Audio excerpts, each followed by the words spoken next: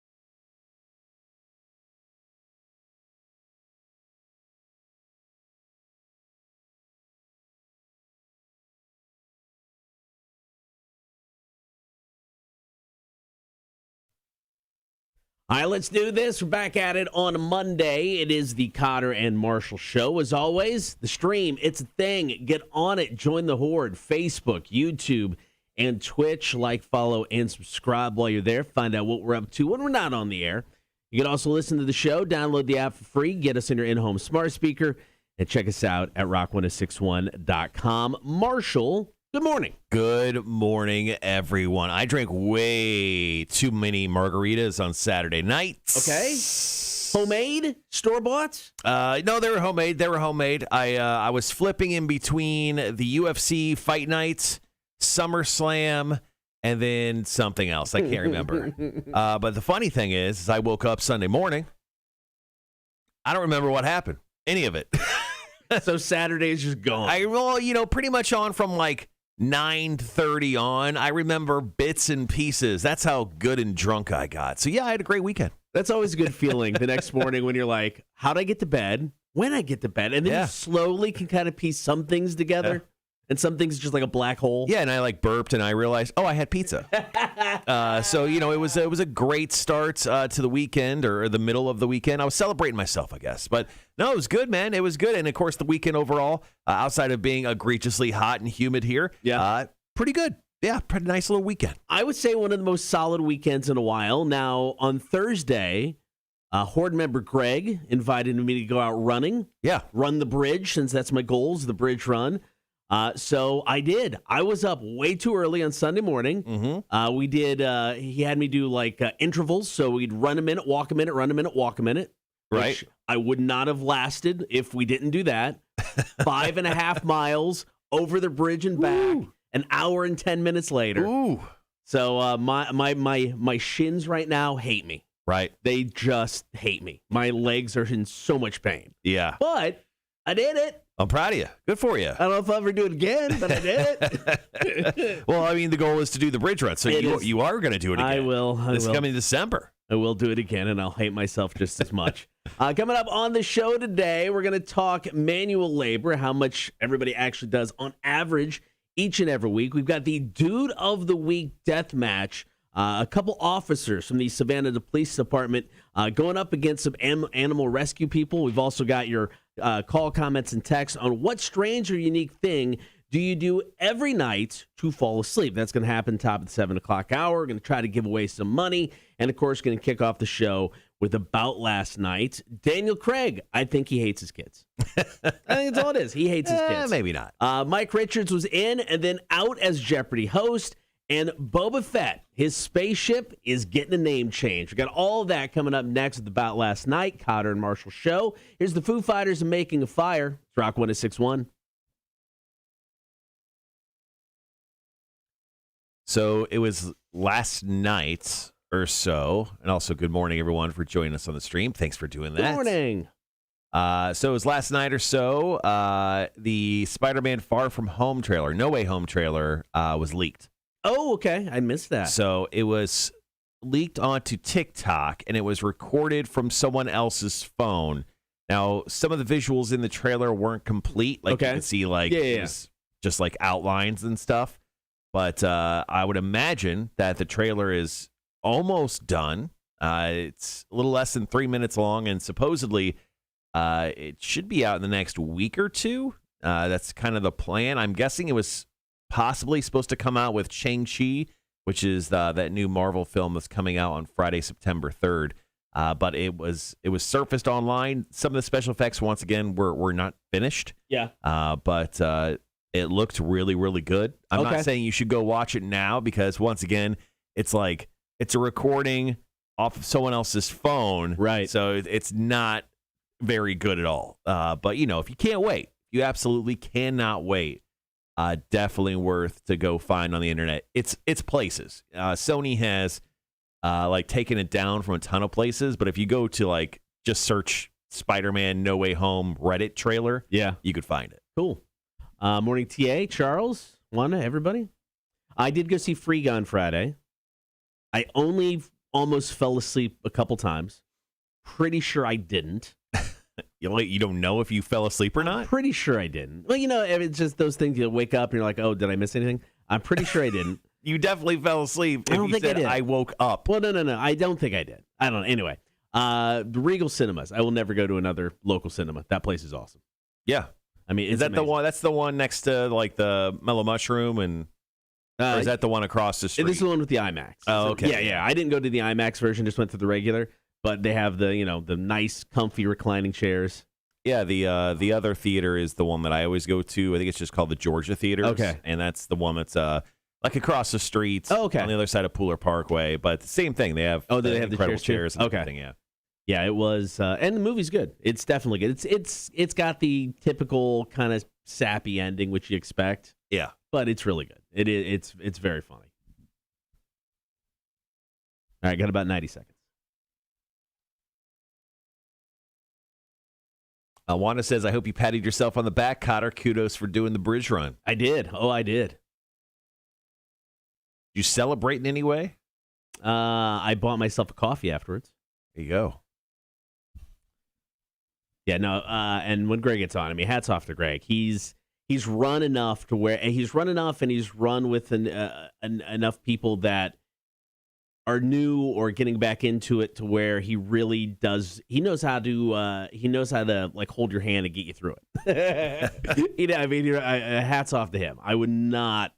The intervals, I didn't even think of it. But if we wouldn't have done that, I would have been host. I mean, there's no way. I ran 1.5 miles at the most, without stopping. So this was a nice way to do it because you definitely got to work out, but you're able to sustain it. And I mean, the pace was about a 12-minute mile pace. It wasn't record-breaking by any means, but it wasn't horrible. So how long did it take to go? Hour, 10 minutes-ish. And then you said what is it, 5 miles 5.5. total? Yeah. Okay. So we started at Savannah Coffee Roasters, went over the bridge, did that loop right there, and then came back to Savannah Coffee Roasters. Right. I don't know where's. Oh, okay. Right by the Civic Center. Right by the Civic Center. Yeah, gotcha. yeah. Yep. All right, guys, got about 15. Be right back.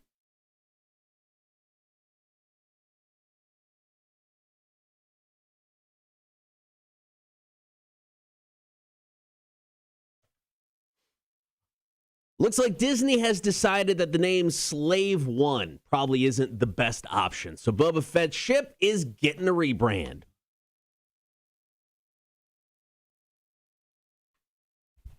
Story number one about last night. Now, back in June, a new Star Wars Lego set came out, which featured Boba Fett's ship, of course, for years known as Slave One. However, with the Lego set, something was different. Slave One, the name was gone. Instead, they went with the uber generic Boba Fett ship. That was it. Boba Fett's ship. Well, come next month, they're taking this name change even further. According to some variant covers of some upcoming comic books, it looks like Boba Fett's ship will be referred to as Fire Spray. Fire Spray. All right, cool. I mean, like, it's all right. Like, I mean, some people are going to get real upset because, Boba Fett's ship has been the name of Boba Fett's ship for, 30, 40 decades, years, whatever it's been now. I don't care. Yeah, I don't either. But according to this, the Fire Spray, so it's actually named after the model classification of Slave One, which is Fire Spray 31 Class Patrol and Attack Craft. This is getting real nerdy. Super big time nerdy. Now, the Fire Spray apparently, obviously, is going to make its official debut in comics next month. That's why we kind of know this information as of right now. But it'll be interesting to see if they actually call that, during the Book of Boba Fett. Now, the Book of Boba Fett is the spin-off show of The Mandalorian, which is obviously very popular on Disney+. This show's coming out supposedly in December-ish. Yes. On Disney+. We'll see. I don't know. I haven't seen an official date yet, but this seems pretty cool. I'm excited, obviously, for the show. Fire Spray, it's actually not the worst name. They could have just named it something stupid like Phil. Yeah. Phil 27. Phil 27's out there. Just Boba's in it, just driving it around the interwebs of space. I don't know. I kind of would have been okay with Phil 27, to be honest with you. Now, I stayed away from Twitter afterwards because I'm assuming. I'm going off. I'm just playing the odds here. Star Wars fans probably hate this. Oh, yeah. And I'm guessing. Star Wars fans don't even like anything. They hate everything. I'm stunned they even like the movies anymore. Well, some of them, they don't. Yeah. But no, I don't think this is a big deal at all. I mean, they're Disney. They don't want a toy or something they're pushing named Slave One. Yeah, and then eventually Star Wars fans are going to connect Fire Spray, and they're going to be like, oh, Fire Spray, might as well name it Bukkake. And then it'll be, Phil's Bukkake 27, and that's the name we're going to go with. It keeps getting better. I like this. If I ever get a spaceship, Phil's Bukkake 27. Yeah, there you go. Mike Richards, he was in as host as Jeopardy, and now he's out as host as Jeopardy. We got that story coming up next with About Last Night, Cotter and Marshall Show, Rock 106.1. So a quick spoiler thing with the Spider-Man No Way Home trailer. Yeah.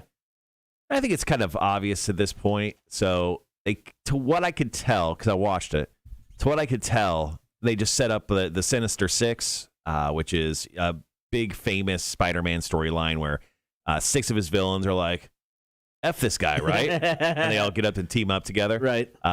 The storyline's about that, but the different villains come from different multiverses or different versions of reality. In the comic book? Yeah. As well? Okay. No, I don't think in the comic book. Just for the movie? I think it's just the movie. Okay. But yeah, so that's kind of how they're kind of playing this. That's why they're bringing back Alfred Molina as Doc Ock, who appears at the end of the trailer. And then Jamie Foxx, who played Electro in another film. So, and the other 2 Spider-Mans are going to show up. Tobey Maguire's going to show up, and Andrew Garfield's going to show up. But I don't think they showed up in the trailer. Once again, it was very hard to follow. Yeah, you could barely see anything. It was like it was the worst of bootleg recordings.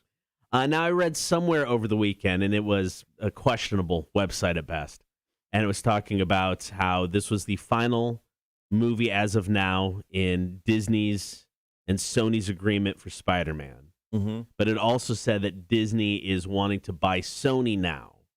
And the sole reason was so they can have Spider-Man to themselves. Right. Which seems like an odd reason just to buy a company, just so I can get one franchise. But yeah, I don't know. I don't think, Disney's a monopoly at this point. Like, I don't know how Disney's been allowed to buy all the stuff they have. Yeah, I don't get it. But I don't know. Like I said, the website was questionable. So I don't 100% believe that story, but we'll see. Good old Spidey. I'm excited to see that film. It's December 17th, I believe. Let me double check that date. Yeah, December 17th. So it's the Friday just before Christmas. Christmas Eve. Wanda, fire spray sounds like a guy with a bad case of gonorrhea. Truth.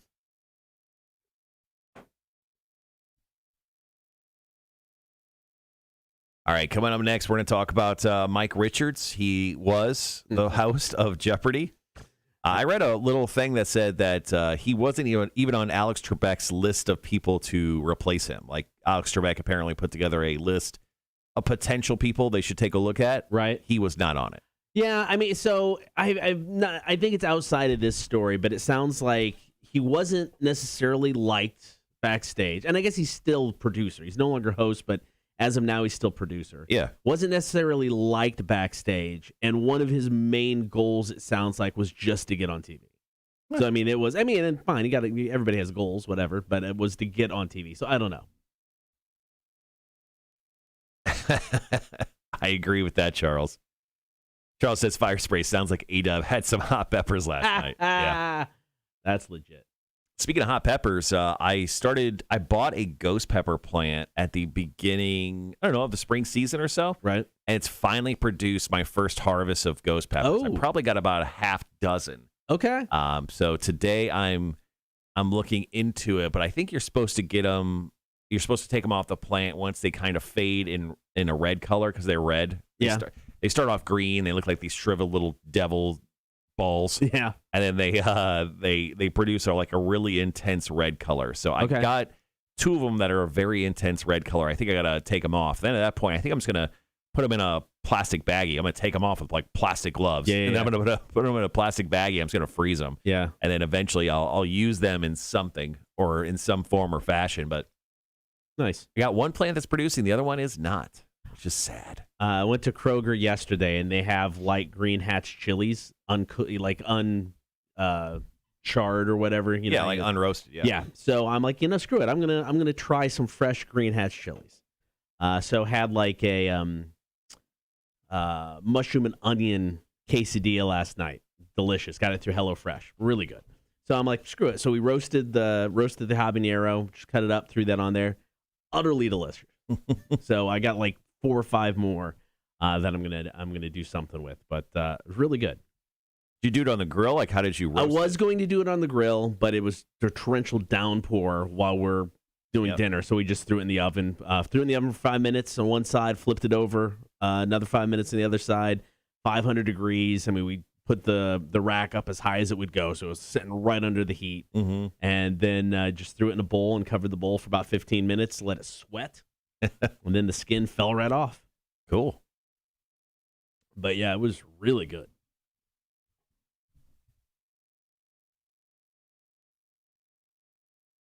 Just a heads up for our question of the day. What strange or unique thing do you do every night to fall asleep? If you got a story for us, feel free to drop it into the chat for the few people that are hanging out this morning.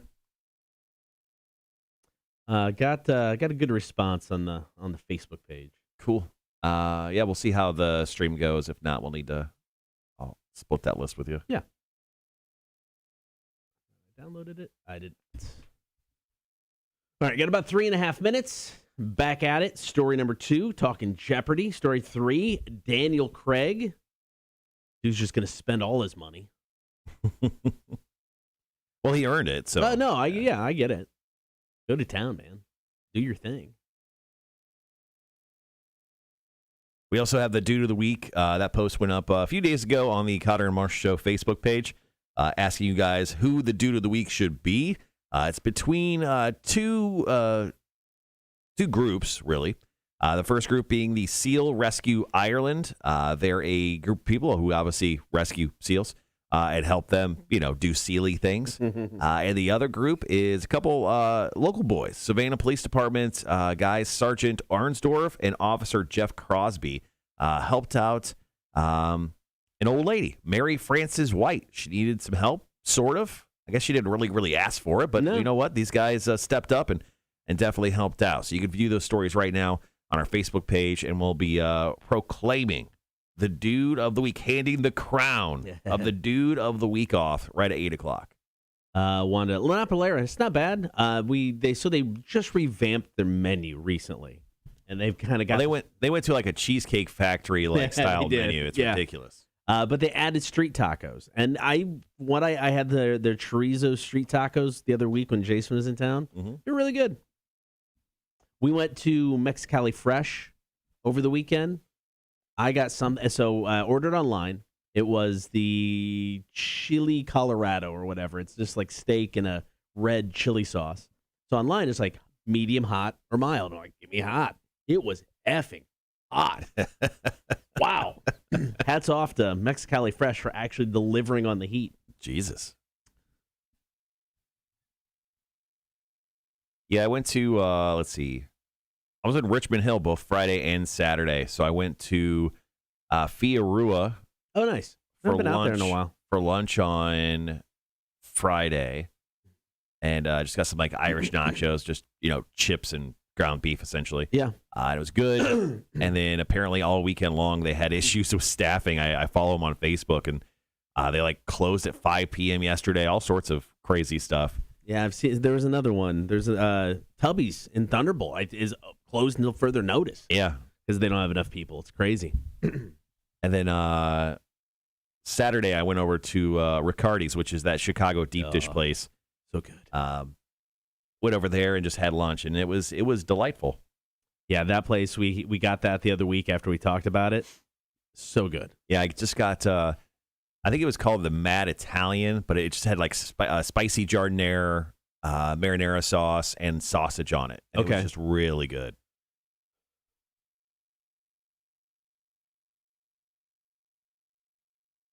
All right, guys, got about 15 seconds. Be right back. Story number 2 about last night.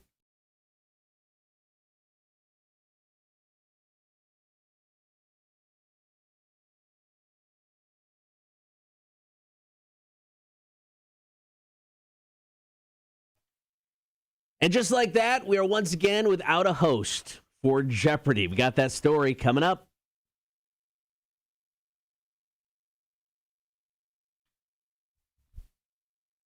It was just 10 days ago when a pair of permanent hosts were announced for Jeopardy.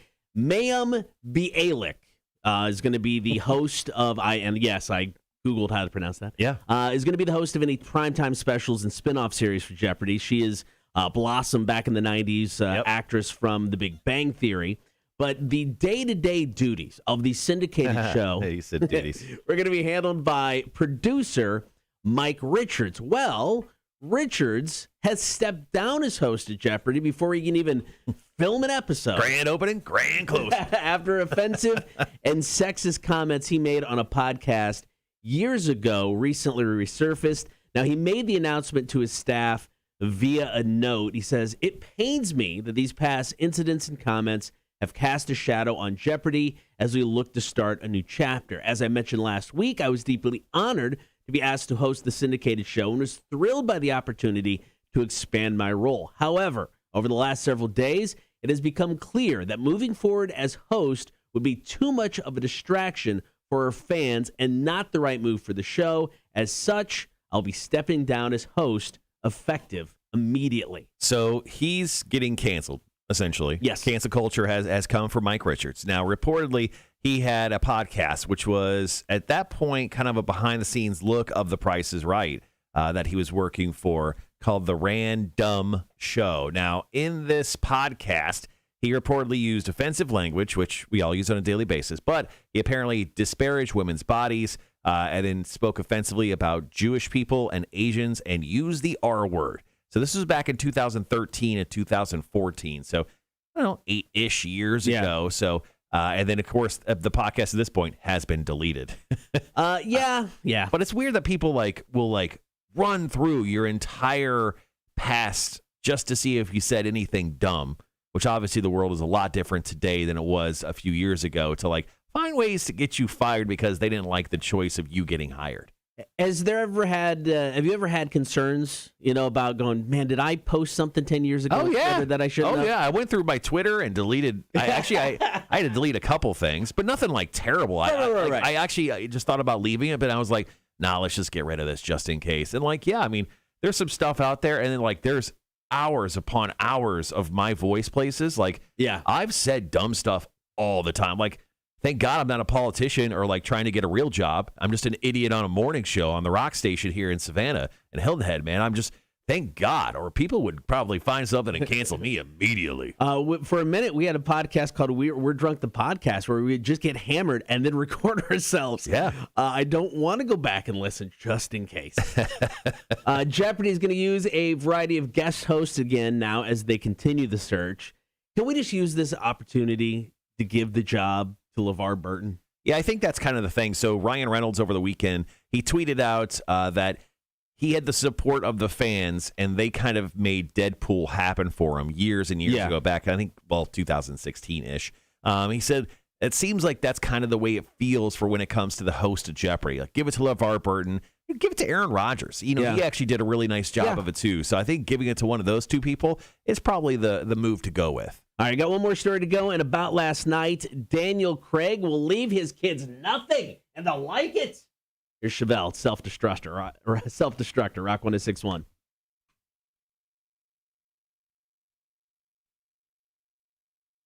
Charles, thanks for sharing that story. Once again, guys, thanks for joining us this morning. The question of the day that we're going to get to right after 7 o'clock is, what strange or unique thing do you do every night to fall asleep? Yeah, Elaine says it's ridiculous that we were held accountable for things from years ago. People tend to work on themselves and change.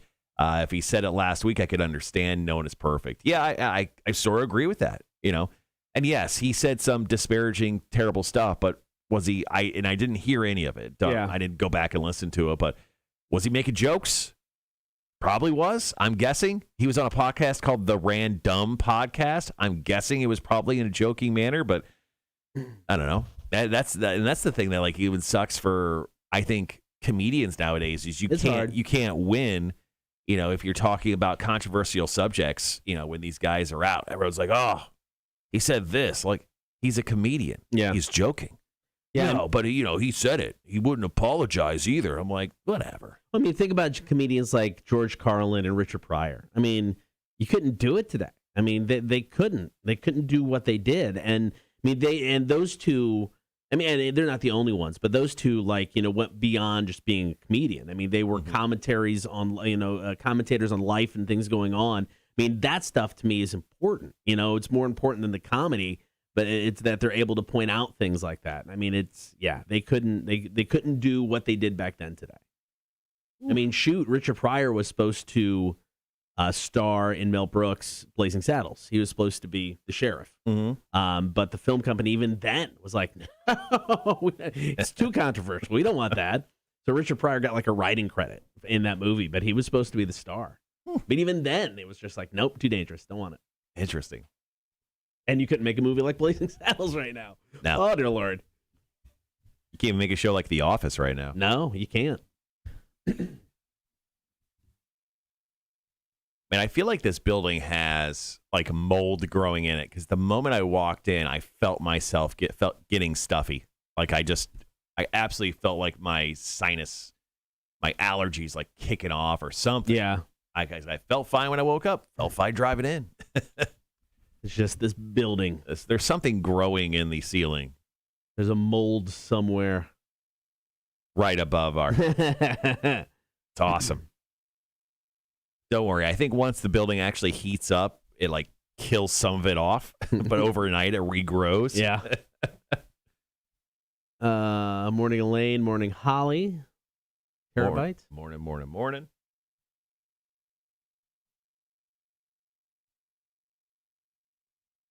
Yeah, it's like I'm torn with some of this stuff. It's like I'm not a big fan of the, canceling people. I mean, I think some people need to be held accountable for things, but I do think it kind of gets out of hand when you can go back and, because I mean, I do think, people change and grow from things. And if you're going to hold them accountable for something that, they said 10 years ago, 15 years ago, I mean, are they the same person? Cool. Hold them accountable. Are they a different person now? I mean, you grow and change. Yeah, I mean, there's some people that could just go away. Like, although I do love his comedy, Louis C.K. is a piece of shit. Yeah, yeah, he's a piece of shit. He shouldn't be. We don't need Louis C.K. Like, as much as how great he was as a comedian, he was actually a really shitty person, and that's fine. But like guys like Chris Hardwick, who had an ex-girlfriend come out about him and say terrible things, and then no other girlfriend of his ever said anything like that about him. Right. And suddenly we never hear from Chris Hardwick anymore, who actually was very busy and hosted all this stuff. Not saying he's not doing stuff. He's still somehow hosting The Walking Dead. They brought him Talking back. Dead, yeah. And I don't know how that show's even existing anymore because no one watches The Walking Dead, I think. But I think he's doing a game show still. But like that guy used to be like one of the hottest hosts around, and then like an ex-girlfriend was like, he was a jerk, and he did all these awful things to me, and everyone's like, we never had that experience with the nicest guy in the world, and then everyone's just like, nah, we're good without him. Like he's actually a great host, and it's a bummer to see something like that happen to him. I do not know Chris Hardwick, just to clear it up. I don't know him personally, but I'm a fan of what he does. Yeah. At Midnight was still one of my favorite shows. Well, I mean, that was finished before that. Oh, that was, they ended that, unfortunately. Yeah.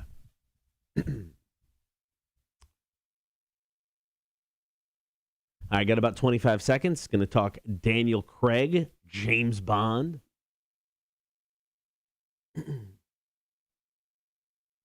All right, be right back.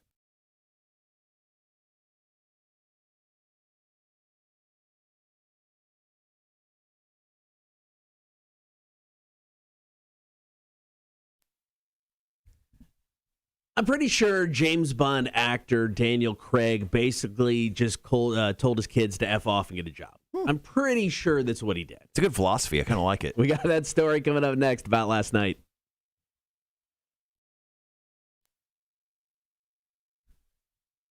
So actor Daniel Craig, he's got his fair share of money. It's being reported that he's making $25 million alone for the latest James Bond flick. Right. He made like $100 million to appear in the Knives Out sequels that are coming to Netflix. So obviously, he and his family are set for life. At least he is. Because in a recent interview, Craig said he didn't really plan on sharing his fortune with his kids. So he said he has a philosophy on inheritance, saying he doesn't plan to, give any, but he doesn't plan on leaving much for his children. He's going to leave some, apparently. He goes, isn't there an old adage that if you die a rich person, you failed? He said in an interview, he goes, I think Andrew Carnegie gave away what in today's money would be about $11 billion, which shows how rich he was because I bet he kept some of it too, especially for his family. Now, he goes on to say that it's kind of distasteful, that he finds it distasteful for people to leave massive amounts of money for heirs who, didn't straight up earn it. So I kind of like this. I mean, leave your family. Like, let's say, leave them $10 million, which is more than anyone really needs to live a comfortable life. I mean, when $10 million done correctly, you don't have to work for the rest of your life. You could literally do anything. Yeah, no, and I'm fine with that. I mean, I read this initially as he is leaving them nothing. You'll eat soup for the rest of your life. So what kind of soup? Like a tomato bisque? Nah, and I'm mad at that. Tomato soup's all you can afford. You don't have anything. But, I mean, if he's going to throw them a little something, that's fine. He doesn't have to give them everything. Yeah. But, I mean, as a parent, I'm never going to have what Daniel Craig has to leave my kids. They're going to be lucky if I can help them through college. But, I mean, you got the money. I think you definitely should leave them some. I mean, you want your kids to have a better life than you did. Now, you want them to have to, work and earn things. I get that 100%. Right.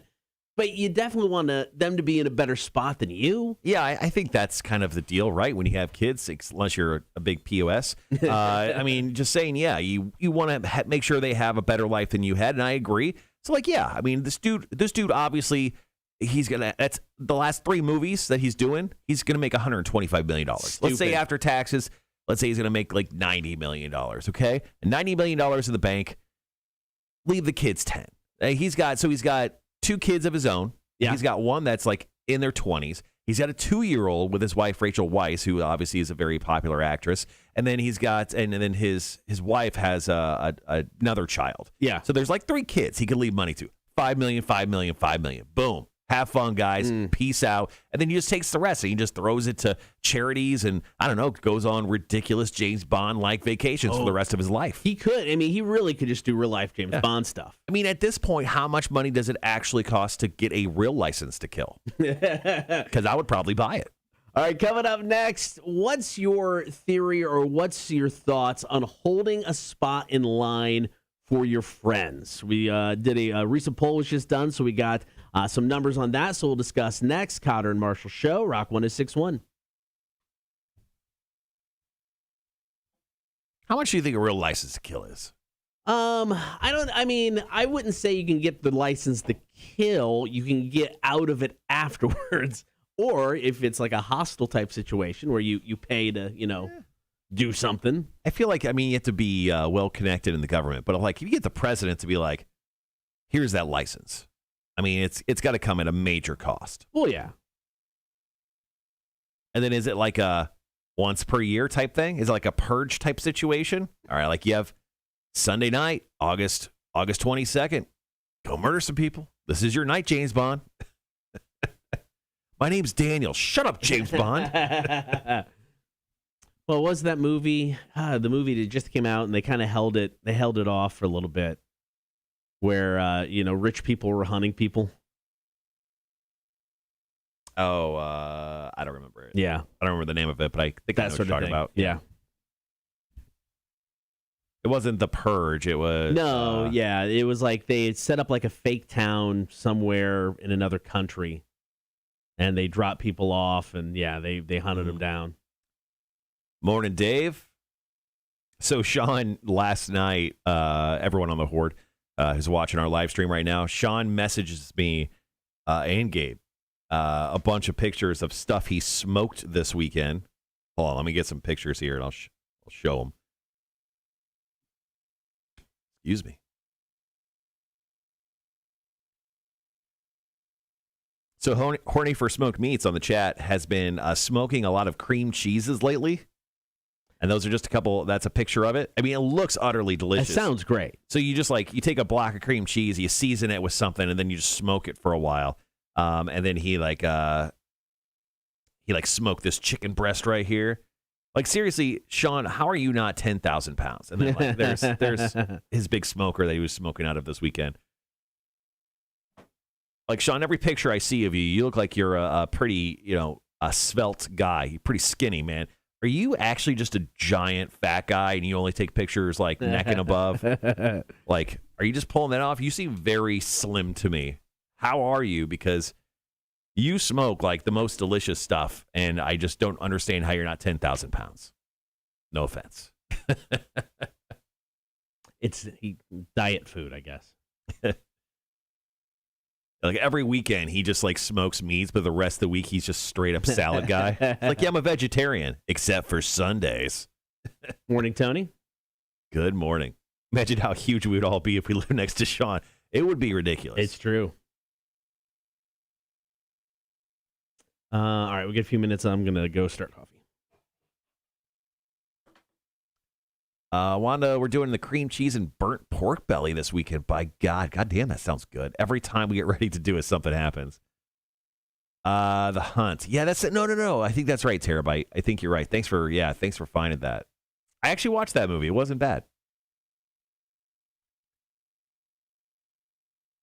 Yeah, so quick update on the show. Coming up next, we're going to talk about the survey we found about holding a spot in line and pretty much how not cool it is. And next hour, we got two major things we're going to talk about. First and foremost, what strange or unique thing do you do every night to fall asleep? Is there a ritual? I have a weird one. I'll explain later.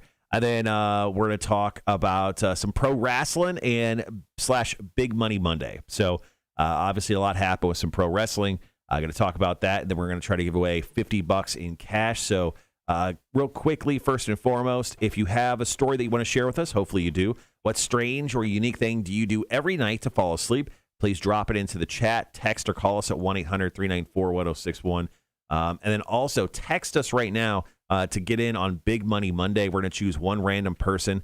Text us the same number I just mentioned, your first name, and then a number between 1 and 9. And then we will randomly choose someone to roll for to win possibly $50 of A-Dub's money.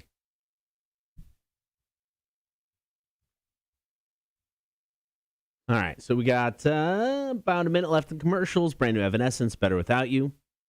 And we'll talk about holding spots in line.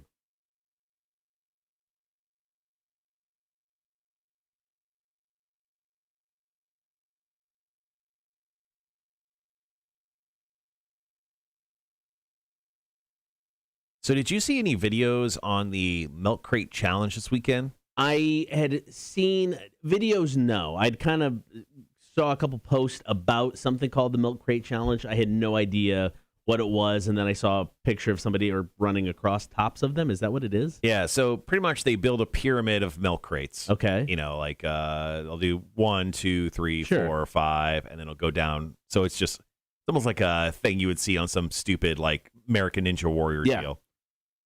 So people were doing the milk crate challenge, and people were just eating shit. It sounds like a horrible It was idea. so funny. Like people will get near the top and they'll fall, but they'll land on a milk crate. And milk crates are incredibly sturdy. So like you see people like bend over backwards, or like it looked like people should have been majorly injured from these videos. But I mean, people were gathering around and doing the stupid milk crate challenge, which I'm sure we're going to see at least for the next week, and it's hilarious. I mean, it's once again, it's like Wipeout. It's just stupid fun. So the most impressive video over the weekend, and I haven't watched it yet, but it's a story that I just found. A dude named White Mike, who is not white, mostly, maybe, I don't know. He completed the milk crate challenge while rolling a blunt. And people are calling it the most impressive sporting achievement of all time. That's very good. But what I'm going to do, just so you guys can check it out, I'm going to drop the link to the milk crate challenge and, of course, White Mike rolling a blunt into the chat. So if you're on the chat right now and you want to check out that video, you can actually do so. I just dropped the chat or the link in right now. All right. And Got about 2 excuse me minutes. because I have to watch it myself. 2 minutes, 20 seconds.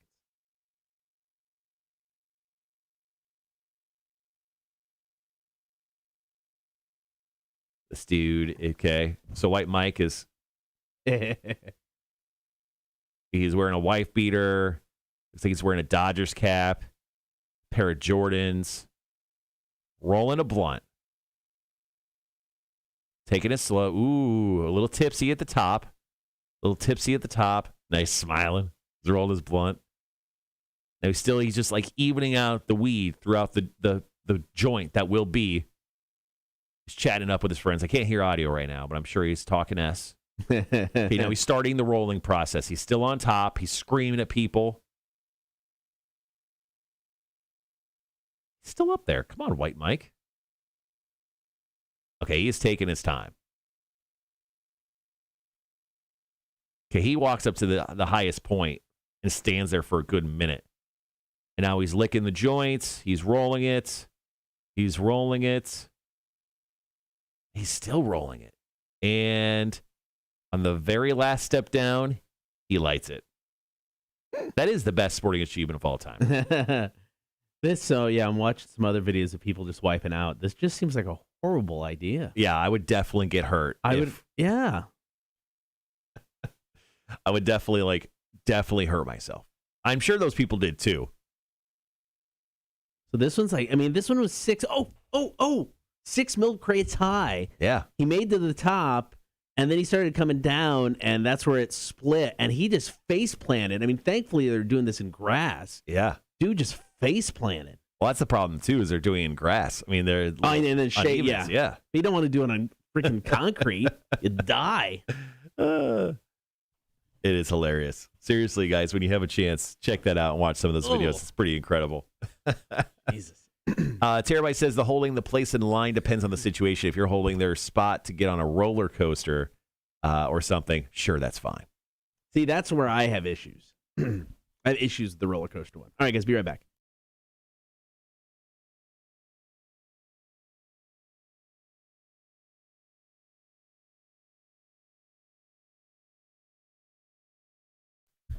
How do you feel when it comes to somebody holding a spot in line for somebody else? Well, about 10,000 Americans were recently polled, and close to a third of us say the answer is zero. You don't want anybody, having a line held in front of you. 30% said it's not socially acceptable to join your friend in line, period. Another 29% said saving a spot in line for one person is okay. 14% of people said 2. Yeah, I think one is the max. I think that is to me, that's kind of acceptable. Or like if you have elderly people with you. Yeah. If you have like grandpa and grandma and they're getting wheeled up moments before like doors open to whatever thing you're going to is, that's cool. But if you're just a regular, like, I don't know, jerk living and you just walk up to meet your friends and there's more than one of you, I'm kind of upset. Now, this situation happened to me. It was over Mother's Day weekend just a few months back. Anyway, yeah, it was in May. It was in May. I was over in Charlotte and my wife wanted to go to this plant store. And I was like, cool, plant store, whatever. I'm standing in line. And once again, this is Mother's Day. And there's this big party of ladies. I mean, doors just opened to this plant store. Apparently, I don't know why. There was a line out. Yeah. 6 women came and jumped right in front of us. Yeah. 6 of them. No. 6 of them. And they weren't handicapped. They weren't special. They just were there was one person holding a spot in line and then 6 people joined them literally 30 seconds. And we had to wait an additional like 5 minutes because of that. But still, that sucks. Yeah, no, I agree. I think for me, when it comes to holding a spot in line, it depends on the situation. Like if I'm in a movie theater and there's somebody holding a spot and they're just, they're going to sit with some buddies and they're waiting for a couple of people to buy tickets, don't care. It doesn't affect me that much. I had this happen when we were in Orlando, when we went to Universal, and we were in line for some of the Harry Potter rides. Those lines can be massive. Yeah. And you're inside all these attractions. It winds around all over the place. When you have people plowing through that line, just trying to plow, somebody's holding the spot for me way up front, and they're just cutting in front of everybody. I absolutely hate that. Yeah. Hate it. I will not move. I will not move. That was my policy when we were in Orlando. It's like if they try to get around me, I wouldn't move because I was just like, no, wait in line. Does that happen a lot? It happened almost on every Harry Potter ride we were on. And and they have these big signs saying you can't hold spaces, don't cut in line, but nobody cares. They all hop through it. So it's definitely situational. Well, at least for me. The study also said that only 17% of people under 25 said it's never okay to save a spot in line, which seems to me like our younger generation who are very into themselves. I don't feel like this is a correct representation. I feel like that number should be a lot higher. Yeah, I don't know. I just you know what? Just here moving forward here on out, just wait in line. Yeah. Don't hold a spot. Don't think you can cut in front of anybody. Just wait your turn. Yeah, we'll spit on you. Yeah, straight up, just a hock a loogie right at you. All right, coming up after 7 o'clock, taking your calls, comments, and text 800-394-1061. Want to hear your stories this morning? What strange or unique thing do you do every night to fall asleep? You got a ritual of like 5 things you got to do before you go to bed? Hit us up now. 800-394-1061. Your stories after 7 o'clock. Cotter and Marshall, Rock 1061.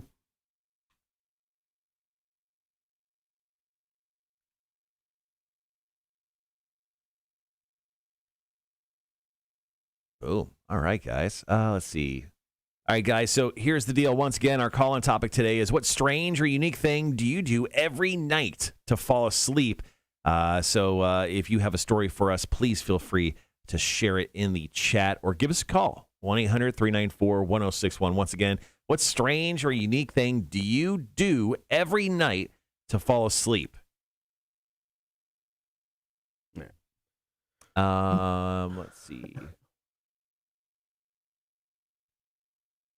Kelly says, I got an account warning for my comment. Oh, you mean for your story that you shared, Kelly? It won't let me send a screenshot. Weird. Interesting. I don't know. I haven't read the comments yet. Cotter usually takes a hold of those, so I haven't even read them yet.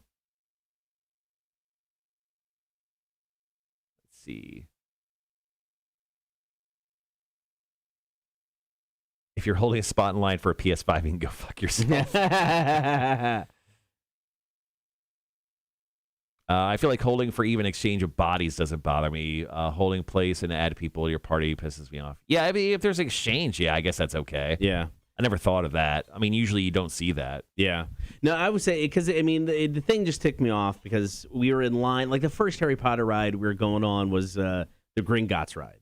Mm-hmm. So, I mean, you literally kind of go through the bank. Yeah, I've ridden that one before. So you go through the bank. So we were past like the head goblin, who's sitting there counting the money, and we're kind of going behind him. and it was just like 3 people are just plowing through the line. Oh, somebody's holding a spot for us way up front. And you're just like, F you. Man, F you. And then it happened again on the Hagrid ride, and it happened on the Hogwarts ride. Jesus. I'm just like, just wait your effing turn, man. Stick your foot out. Oh, man. Sorry you tripped.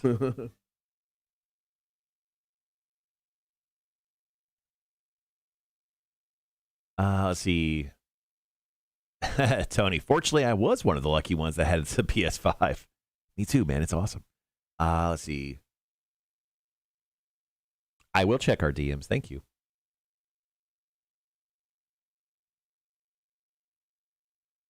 Me and my father-in-law had an altercation with the family. We were pushing people out of the line to be the first out of the Disney park. Yeah.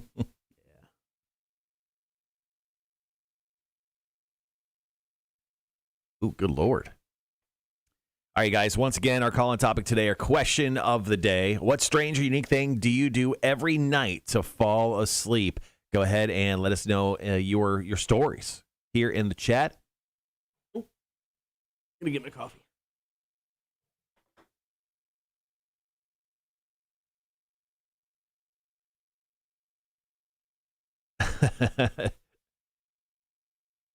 Dave says, what about when you were at a show, a few people are doing the same shit in my pit, my friends are up there. Yeah, I hate that. Yeah, people going through the show and like when it's already really crowded and people are like trying to muscle their way up to the front, like, no, I belong up there. Like, no, you don't. Sit back there, man.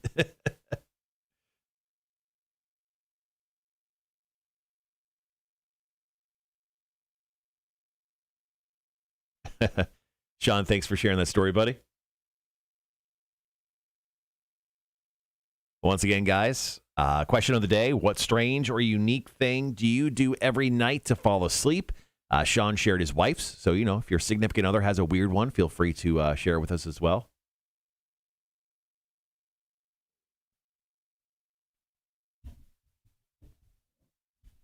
So I got a couple over here on the chat. I may need to, do you have a list that you could just email me real quick? Yeah. Okay. Yeah, why don't you send me a couple just so I have them? Sure. And then, let's see, we're probably like at least 5 minutes off, I'm guessing? Yeah, we probably a little bit more than that. Okay. We got 3 minutes there. We got about 7. Gotcha.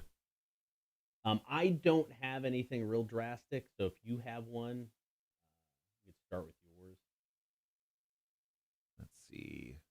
Yeah, mine's just a little. I wouldn't say it's incredibly unique, but yeah, I could definitely share. Okay.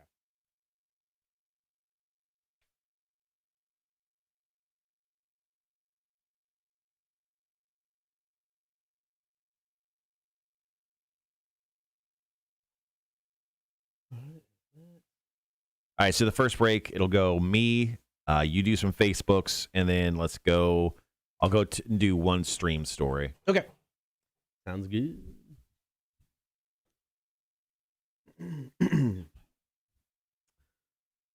So my my shins are just killing me, and for some reason my back, I'm guessing it was from the run yesterday, but like if I take a deep breath, it's almost like I bruised a rib because it just hurts. I am so old, guys. It is freaking scary. Wow, that's falling apart. My daughter Ella starts her first actual day of school today. The last week has been nothing but free food and like parties, it sounds like. So she actually has class today. Oh, good for her. So we'll see how that goes. Because it's been a really good first week. So today it'll probably be like call crying or something. Knock your light down one notch for me. Sure. You seem extra bright today. Or the other day you looked like you were in a closet. Elaine said she sent hers via text. I'll go ahead and grab text today because you said you're overloaded on stuff. I sent you 4. Yeah, I saw that.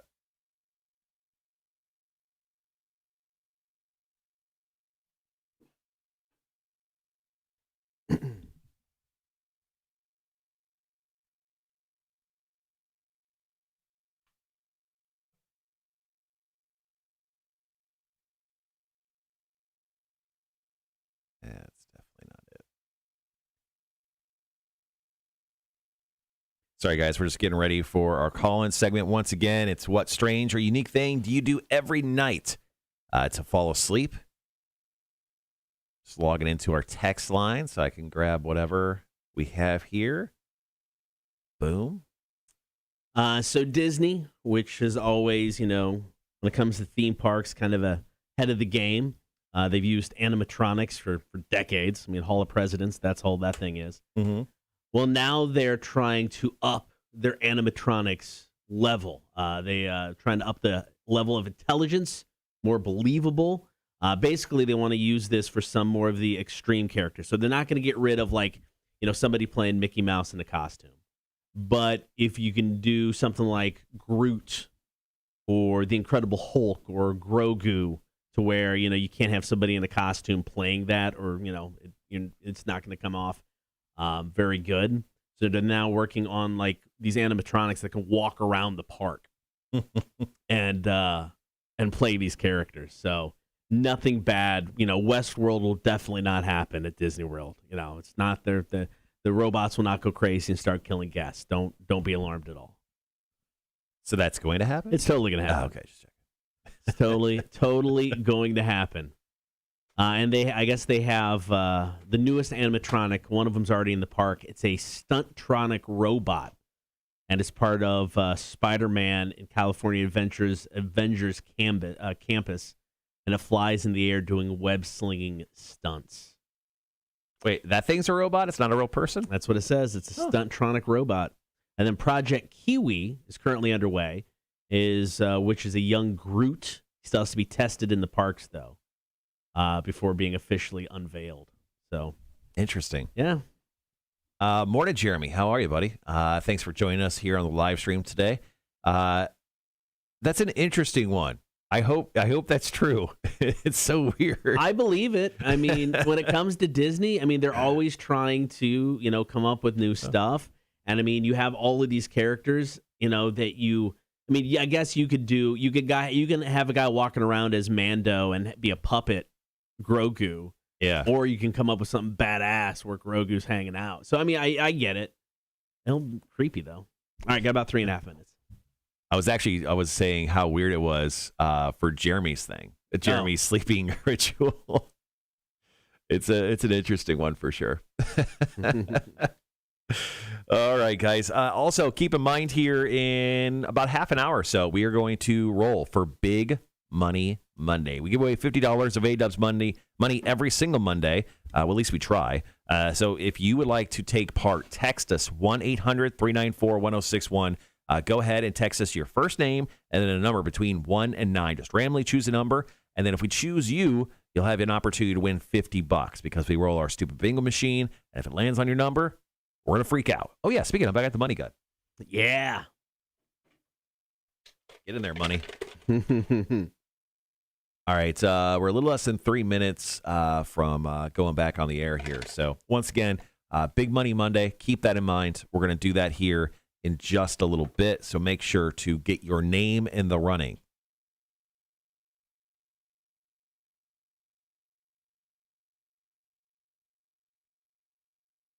All right, got about 2.5 minutes.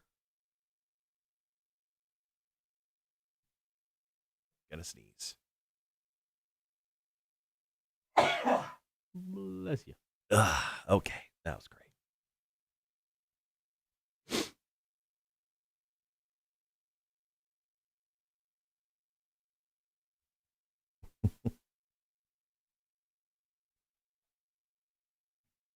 Yeah, Kelly, if you're still in the chat, I have no idea what happened to your comment. Yeah, that's weird.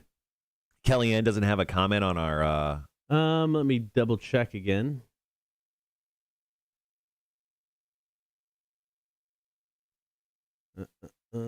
Maybe your comment was just too damn sexy, Kelly. Oops, wrong one. There we go. It's so funny. I'm reading a lot of these like nightly rituals, and some people are like pretty dead on with what I do. Oh, really? Yeah.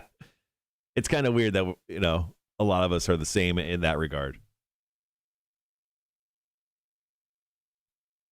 Yeah, no, nothing.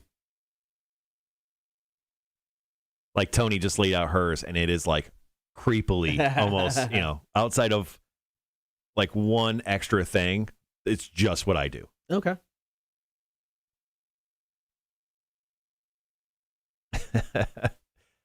Sean goes, Kellyanne, you need to get on Twitch. You could say almost anything on there.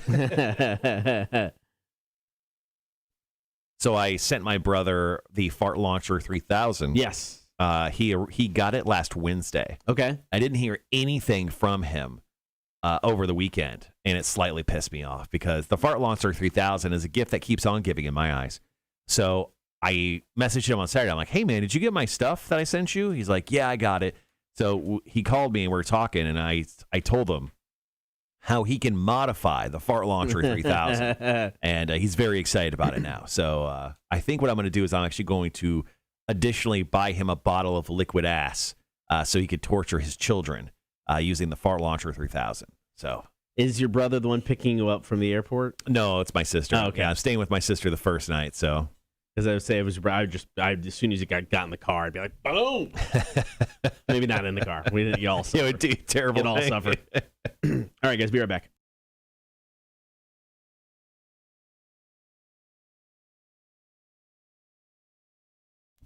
What strange or unique thing do you do every night to fall asleep? Call, comment, and text.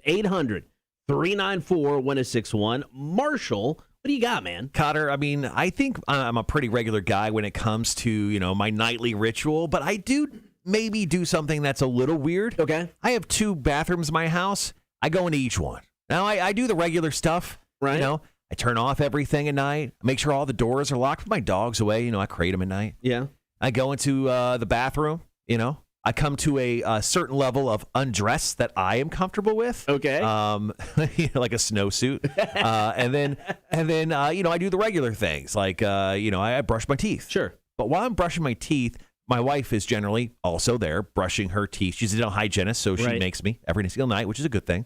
And then I don't like to be right next to her when I'm brushing my teeth, so I step into the bedroom. Okay. Bathroom isn't the biggest thing in the world. Yeah, I get that. But then after that, I like to go into the other bathroom. Usually to, just in case I have to go onesies or twosies. Sure. I get that. So I double bathroom every single night. And sometimes my wife sometimes I take so long, she's already asleep by the time I get there. So yeah, I'm a double bathroom guy. I don't know if that's a weird thing, but it's part of my ritual. I got to turn the AC down. Sure. My feet have to stick out from underneath the blankets, I'm fully covered except for my feet. I don't know why. I'm a side sleeper. I think all those things are generally normal, but for the most part, I'm a double bathroom guy. I don't know why, and I think I've been that way in almost every house I've been in. I like to hit up both bathrooms for certain things. I mean, is it because you want to take care of business, outside of brushing the teeth just by yourself? Right. Or, I mean, is it you just want to make sure everything's kosher? I think, I think it's something that my mom kind of ingrained into me, making sure that no water's dripping. I like to go in there, just fiddle with the knobs a little bit and not that way you're thinking. Okay. And also, it's not like every night I'm just absolutely taking this massive dump before bedtime. Right. Generally, it's about as soon as the show's over, I dump. That's my dump time. Yeah. But that's kind of my weird little ritual. All right, what strange or unique thing do you do every night to fall asleep? You can call, comment, and text now, 800-394-1061. Brandy hit us up on Facebook. She said, I've gone to sleep watching Friends reruns for probably 15 years. Really? This may be Mac. I don't know. No, this definitely Mac. I got my husband. Nope, never mind. Not Mac. I got my husband hooked on it as well. When we first started dating, we were long distance at first and would watch together over the phone. He got got so hooked. It became actually ended up into our wedding toast as kind of like a joke with my friends. Yeah. So we still go to sleep to it every night. So when they were away from each other, we're like, all right, episode 2, season 4, 3, 2, 1, hit play. Yeah, I guess. Count it down together. Make sure you can check it out. I'm not that committed in any relationship. Good for you guys. This is, this one right here from the stream. This one's weird, Cotter, and I tell me what you think. Jeremy hit us up and he goes, I have to eat a bowl of cereal before I can even go to sleep peacefully. What? What kind of cereal are we talking about? So okay. Cinnamon Toast Crunch, coat your mouth. You have to brush your teeth 12 times before you even go to bed. So he mentions peacefully. Yeah. So if he doesn't eat cereal, he's an angry sleeper. he can go to sleep. Yeah. But he's ticked off while he's sleeping. Well, yeah. Bad dreams, maybe. That's kind of weird. If you had this ritual where you had a cereal, a bowl of cereal, Yeah. what would you choose?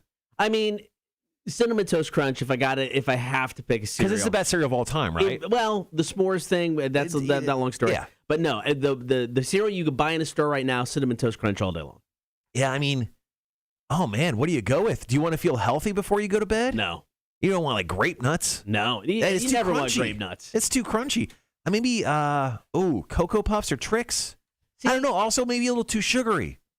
Well, I mean, Cinnamon Toast Crunch. Yeah. All that cinnamon and sugar. You know what? How about this? Wheaties. No. I'm gonna go to bed like a champion.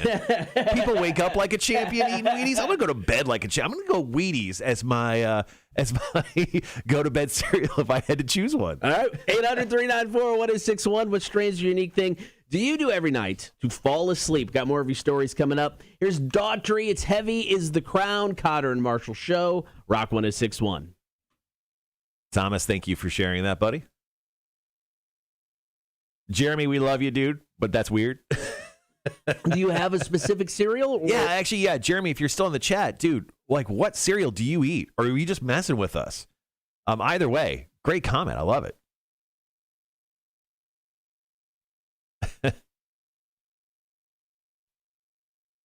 Kelly says mentioned. I don't know. Let me go back and see if. See, I didn't see anything.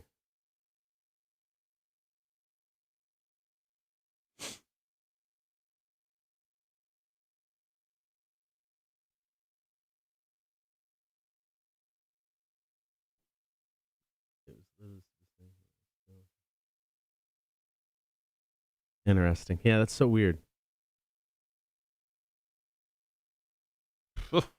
What?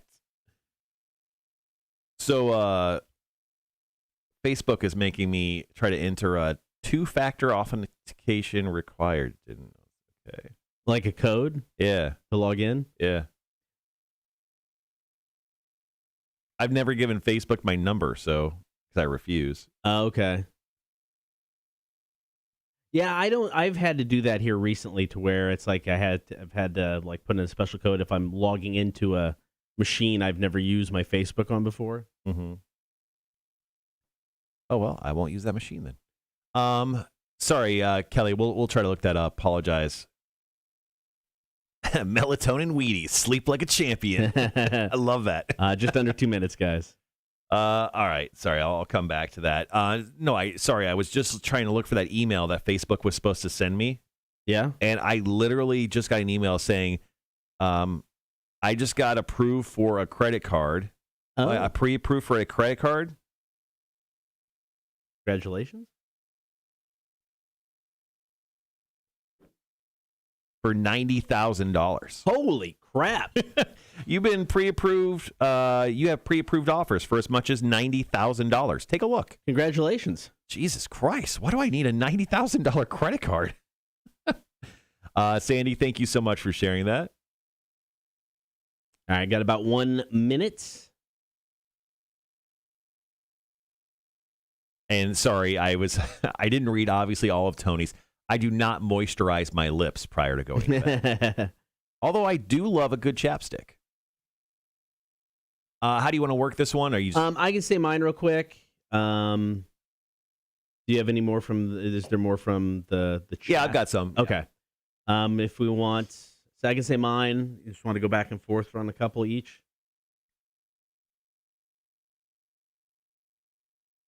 Because I've got some short ones. So I'll do mine. You do one. I'll do one. You do one. I do one. I am absolutely the chapstick king, Tony. Just volley back and forth. Sounds good. Yeah, I got 2 or 3 good ones I could do. All right, cool. All right, guys, be right back.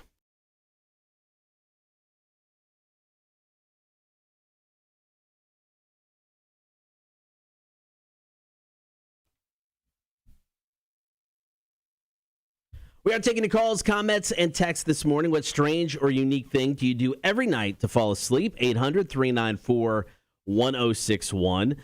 I really don't have like too much of a ritual before I go to bed. I listen to a podcast. I mean, for whatever it is, I'll wrestling, music, whatever. I will listen to a podcast.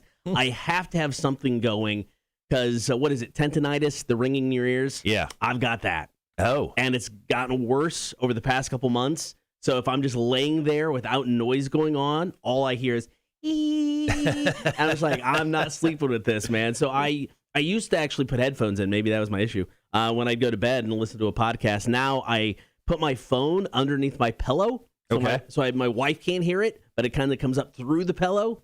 So I'm able to listen to the podcast. Interesting. I know. So that's my technique, because if not, it's nothing but ringing all night long, and I will never get to sleep. Yeah, it's like Dumb and Dumber, where there's like, want to hear the most annoying sound in the world? Yeah, it's just... I hear that constantly. Cool. It's awesome. It's not annoying at all. No, it doesn't sound like that's the worst thing ever at all, especially for what we do. Well, we got some great comments here on the stream. Once again, our question of the day is, what's a strange or unique thing that you do every night to fall asleep? Now, Jeremy earlier said that he ate a whole bowl of cereal before he could go to sleep pleasantly. Charles does everything. He does literally everything. He goes, may not be unique, but for me to go to sleep, I have to have a ceiling fan on, which I agree with. Yep. He goes, I have to crank down the HVAC. I have to have my body covered in blankets, but my feet out of the covers. Say thanks to God for another day. Put my headgear on, turn on the BiPAP machine, and put my hand on Miss T's butt out in 10 seconds. That sounds like a solid ritual, but there's so many steps in his ritual. There's a lot going on. It's funny because I'm the same way. Even living in the South, how hot it gets over the summer, I have to have a blanket on. Oh, yeah. I have to. And feet out of the blanket, no socks. I can never sleep in socks. If you wear socks and you go to sleep on like a normal basis, you're a serial killer, and I don't want to know you. I don't disagree with that statement at all. Yeah, you are a murderer of things. Like, we should not hang out. But we gotten some great comments here, Cotter, from the chat. Too, this one is kind of weird. I wanted to share it with you. Okay. So Sean says, my wife's ritual to fall asleep is to make sure the doors are locked, drink half a glass of water, read a little of her book, play on her phone for like 15, 20 minutes, then flop around like she's having a stroke. 800-394-1061. Call, comment, and text. What strange or unique thing do you do every night to fall asleep? Brenton hit us up and said, most nights I fall asleep to project videos on YouTube, decks, furniture, small item builds, lots of woodworking or machinery. Yeah, this dude is horny for woodworking. This big time. I mean, like, yeah, I mean, I know Brenton. I've met him before. Yeah. Great guy. Yeah. Buddy of ours. I could totally see that. Yes. Yeah, he is 100% horny for woodworking and machine-like objects. Christina just said, I watch ASMR videos on YouTube. Really? I can't do that stuff, man. Yeah. That is a weird subculture that I do not get. So ASMR is the people who like lightly talk into the microphone and they like tap the microphone with their fingers, or they'll like, some of them eat too, right? Like they do all kinds of different they'll things. quietly eat fried chicken. It's just like the weirdest thing. Also, if you are close to me, always eat your fried chicken quietly. I don't want to hear you ever aggressively eating fried chicken. I don't want to hear anything aggressive eating at all. I'm good. 800-394-1061. It's so disgusting. What strange or unique thing do you do every night to fall asleep? We got more of your stories coming up. It is Cotter and Marshall, Rock 1061. She flops around like she's having a stroke. That's funny. What's funny is she's actually asleep, and that's just her body trying to say, I need to get away from this man.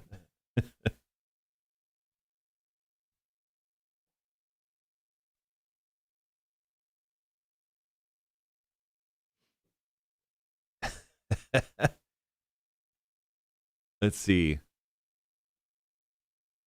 Kelly just shot us the message, but yeah, she oddly has been censored out. So she wrote, I wrote down literally the stupidest thing, something like, I still kiss my fiance after I wanted to strangle him at work all day. The word death may have been mean, ruined it. Interesting. I don't know why that was. Yeah, don't mention murdering your fiance. Probably a bad thing. At least on Facebook. Twitch, you can say anything, like Sean said. Speaking of Sean, the new meta on Twitch is ear licking ASMR. Oh, the dumbest ass, but some weirdos out there pay for it. I don't get it, man. Whose ear? I don't know. Are they just licking random people's ears? People are paying for it? Oh. Gross. ASMR eating irritates me.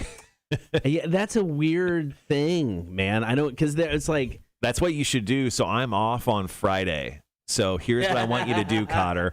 Around lunchtime, go buy a giant bucket of KFC chicken and then just quietly eat it on the stream. Just stream yourself. Say nothing. You can't say anything. And just eat as much fried chicken as you can in a totally normal situation. Just be in here. There are people behind you working, but say nothing. Yeah. But just eat a bucket of chicken or as much as you can. Eat some sides, too. Treat yourself. Yeah. Coleslaw, mac and cheese, the biscuits. Just eat lunch. Say nothing, though, and you'll have a little content there on Friday. They have a microphone that is shaped like an ear. Oh, my God. Really? Some ASMR is pretty good. Wanda said that Ting Ting is a great chick to follow. Good Lord. Jeremy did reveal his 3. He goes, I have 3 favorite cereals, guys. Oh. He goes, Fruity Pebbles / Marshmallows, Raisin Bran Crunch, and Sugar Smacks. I haven't had Sugar Smacks in decades. Those are just like the hard, like, honey pieces, right? Yeah, I think so. I'm going to say Fruity Pebbles is your best choice. Fruity Pebbles with marshmallows. Raisin Bran Crunch? I don't know. When people eat like that, it sounds like pigs at slaughter. Jesus. Sean goes, I used to watch this lady play Call of Duty Warzone while streaming from a hot tub, and then she became an ear-licking ASMR. So fucking dumb. Jesus Christ. You watch way too much Twitch, man. She's going with the trends. What's making her money? Dude, if I can make money on Twitch streaming from a hot tub, I would do it. Ain't gonna lie. Why you could. Not? No, I can't. You don't know that? Nobody wants to see me in that. You don't know that. There's a little something out there for everyone. Sugar Smacks are absolutely the most disgusting cereal, says Thomas. Hey, man, to each their own. I respect Jeremy's choice.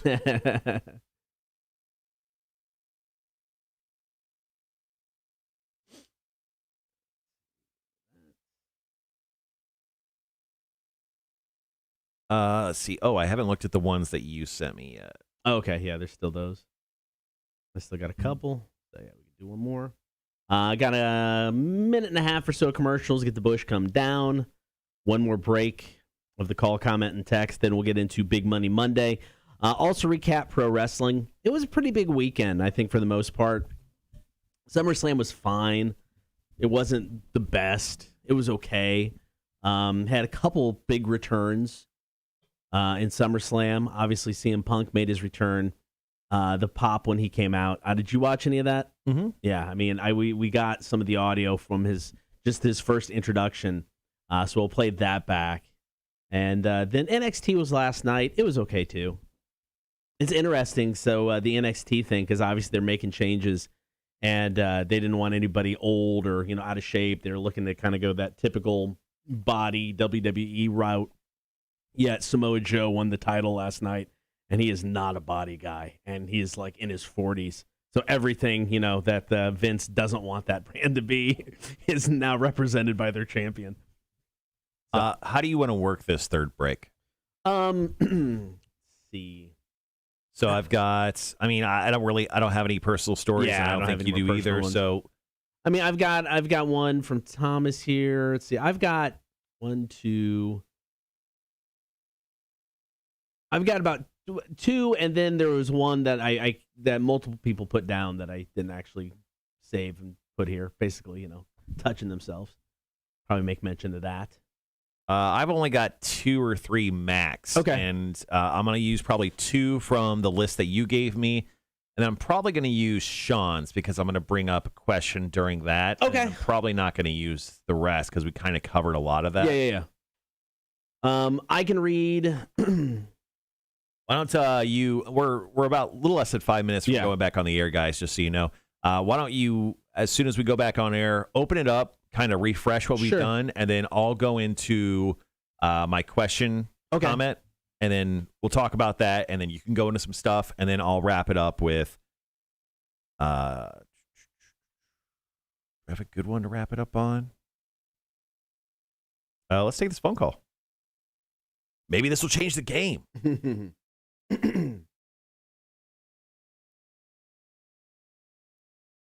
Rock 1061, hello. Try that again. Yo, who's this? I'm calling about things you do before you go to bed. Yeah, okay, what you got? So I love to sneeze. Very weird thing, I know that. So I found a toothpaste that makes me sneeze. What? So every night before I go to bed, obviously brush my teeth. As I walk past the AC vent blowing some cold air, it makes me sneeze. And then I lay down, and then I wake up. I brush my teeth, walk by the same air vent, sneeze, start my day.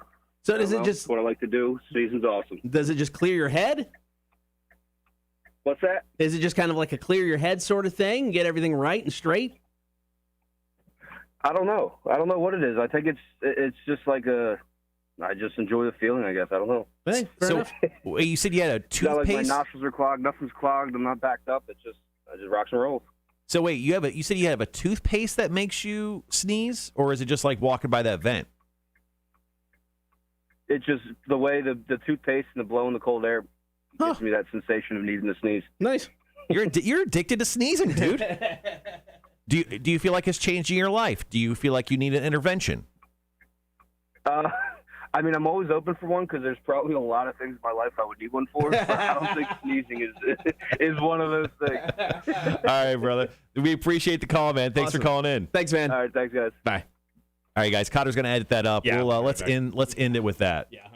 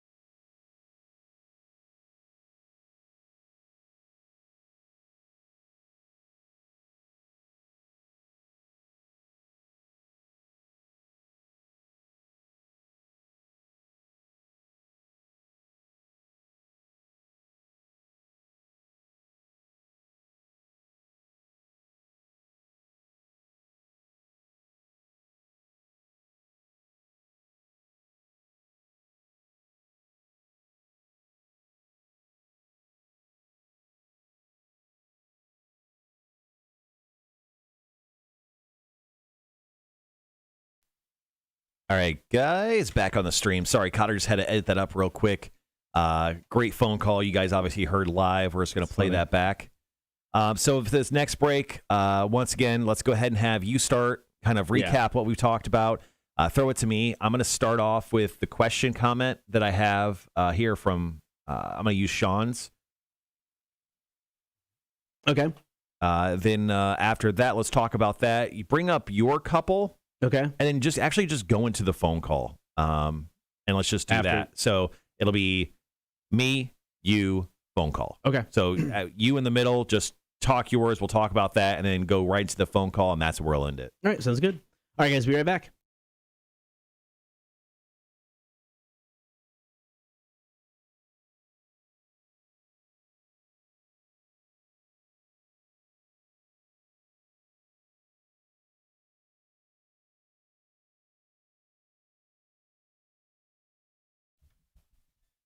What strange or unique thing do you do every night to fall asleep? Taking those calls, comments, and texts this morning. So on the stream, Cotter, we got Sean here. He says, every single night, I drink a couple glasses of water, take my sleeping pill, read a chapter of my book, and then pass out. But this is something that I saw kind of brought up many times for people. Yeah. People read books before sleeping. Yes. Now, I don't know, understand, or could even get behind the concept of reading a book. Or were you ever a book guy? Or was your wife ever just like someone who would read a book before bed? Because that's something that my mom used to do, and I think I relate that more to my mom and just being an old person thing. And I just don't think I could ever read a book. Like, we have phones now, so I just like most of the time I look at Twitter sometimes. But yeah, book, you? Yes. So I don't do a lot of reading, but in the past I've gone through spurts where I'm like, I'm gonna be a book guy now. Yeah. And reading a book right before bed, at least for me, perfect way to help fall asleep. I don't know what it is. I mean, you're in bed, you're already a little tired, you start reading. You kind of do the thing where you like reread like one paragraph about 30 times. Yeah. Because you keep falling asleep as you read the paragraph. You're like, I missed that again. Eventually, you just put the book down. No, but for me, reading right before going to bed, yes. I tried to be a book guy once, and it was hilarious because I was like, okay, I'm going to read this book predominantly in bed, and I'll just be the book guy before bed. So I bought a lamp, a nice little lamp to just shine over my shoulder while reading this book. I couldn't read more than one page, and I'd almost fall asleep every single time. So like I had like this 300-page book. And I'd be so tired, I forget. Like, I got nowhere with this book, and I'm like, I'm not a book guy. Like, it does not make sense. It does not compute. Help you fall asleep? Got the job done? I don't know if I even really needed help in that aspect. I'm a guy that can literally fall asleep. If the room is dark, 30 seconds most of the time I'm out. Right. Yeah. A lot of people on the Facebook page just basically said, I like to touch myself. I mean, so there's a lot of alone time before bed. If there's any time that the Lord is watching, it's just before you fall asleep. Is it? Yeah. So that's what I've heard. So it's like some weird, well, he's just there. Well, Jesus likes to sleep in. Sure. Does he? He likes to sleep in, then he stays up late. He's a night owl. So he's watching all the time, kind of like Santa Claus. But pretty much just before you go to sleep, he's watching you. So you better watch out. All right. I've been taking your calls, comments, and texts today. What strange, unique thing do you do every night before you fall asleep? And I think we've got the strangest. Yeah, this is strange. We got this call. So I love to sneeze. Very weird thing. I know that. So I found a toothpaste that makes me sneeze. What? So every night before I go to bed, obviously brush my teeth. As I walk past the AC vent blowing some cold air, makes me sneeze. And then I lay down, and then I wake up. I brush my teeth, walk by the same air vent, sneeze, start my day. So does it just what I like to do? Sneezing's awesome. Is it just kind of like a clear your head sort of thing, get everything right and straight? I don't know. I don't know what it is. I think it's just like I just enjoy the feeling, I guess. I don't know. Hey, so you said you had a toothpaste? Not like my nostrils are clogged. Nothing's clogged. I'm not backed up. I just rocks and rolls. You're addicted to sneezing, dude. Do you feel like it's changing your life? Do you feel like you need an intervention? I mean, I'm always open for one because there's probably a lot of things in my life I would need one for. But I don't think sneezing is one of those things. Yo, this dude is addicted to sneezing. Like, his friends and family need to sit him down intervention style. I mean, so we're, on the chat, we're talking about weird, things online, weird videos you could watch on Twitch. Yeah. This dude, I'm guessing, he could quit his job. He just has a Twitch channel where he sneezes. Yeah. How much money? Dude, take this idea, run with it. No, I love how you turn this around real quick. Okay, so we talked about this a while ago. Like, what are you elite at? This dude's elite at sneezing. If there was an Olympic sport, he's bringing home the gold every year. We're sending this guy every year. He would represent Team USA. All right, man, I think this is his calling. He needs to create a Twitch channel, and he's just like the sneeze guy should be his handle, and he just sneezes for like a good, 20, 30 minutes every day, and that's what he does. And people will pay for this. Yeah. People will totally pay for this. Yeah, he would get more. He would have more subscribers in 10 minutes than we have after 6 months. This guy is insane. All right, coming up next, we're going to try to give away $50 of our boss's money with Big Money Monday. Also, going to talk the weekend that was pro wrestling. It was a big one. Here's Silver Chair tomorrow. Cotter and Marshall Show, Rock 106.1. All right, guys, thanks for hanging around on the chat this beautiful Monday of ours. Just one quick thing on programming notes. We'll have Friday off this week. I'm actually headed home to Illinois to see my ma. Yeah, we worked a full week last week. We can't do that again. Yeah, that was disgusting. Sorry. Hated myself. But yeah, it's a quick programming note. We won't be on the air Friday. I mean, we'll have a best of playing on the air, but we will not specifically be on the air this coming Friday. So there will not be a live stream, but we'll have the rest of the week to actually look at. We've got another rendition, another episode of Explain the Bachelor with Lauren Wolverton tomorrow. Mac will be back on Wednesday for Chicks on Dudes. We'll have some quizzed in the faces and all sorts of other stuff. We just won't be on the air this Friday. How far away are we to the next break? 3 minutes. 3 minutes. Yeah, I'm not against, but just to clear it up, I'm not against like the ideas of books. They're good. Yeah. No, I mean, my kids. I've read books before. My kids growing up, it's like they, and the youngest more so than the oldest, but I mean, they read so much growing up. I mean, we limited their TV time, and it was, before everybody had iPads and cell phones. So, I mean, it was right before that. So, I mean, the youngest will still, I mean, she'll read all day long if she could. I mean, she's writing a book. She's on her second book, the sequel to the first book that she hasn't even completely edited yet. I mean, she finished the first one. She's writing a second one. So, I mean, they're big in the books. Sean is sending a box to us with all sorts of goodies again this week nice. From Minnesota. So, we'll definitely do the unboxing, definitely for this week as long as we get it, man. Sandy says, punk AEW all day long. I got so damn excited when he walked out. I pulled a muscle in my back. Whoops. It was cool to see. I mean, it was definitely cool to see. It's like you don't get. I mean, WWE used to be good at, every now and then giving that goosebump type moment. And they can't do that for the most part anymore just because of how they operate and how they tell stories. So this was definitely kind of like that goosebump type of thing. Now, the one interesting thing is, so he was asked later if he had any heat with anybody backstage because Colt Cabana, they used to be best friends. They wrestled in the indies growing up, training and come along the way. When Punk left WWE, he did the Colt Cabana podcast, and he just let everything out. And both of them later got sued, and they had a falling out, Colt and CM Punk. Well, Colt works for AEW. Mm-hmm. So that's an interesting thing. I guess he wasn't in Chicago this past Friday at the show. So that'll be interesting to see where that, if they've patched things up, if there's still, bad blood between them. So I don't know. Do you have the audio? Yeah, it's literally just the intro. I didn't get any of him talking. It's just everybody chanting and then right into his intro, but it sounds pretty cool. All right, guys, we're less than a minute away. Oh.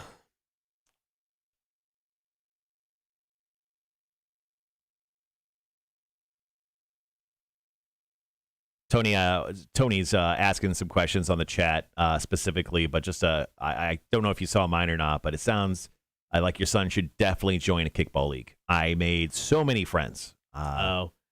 Playing kickball.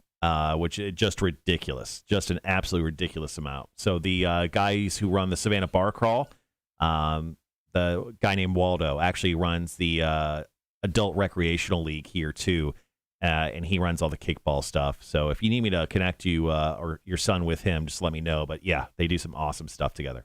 All right, be right back, guys.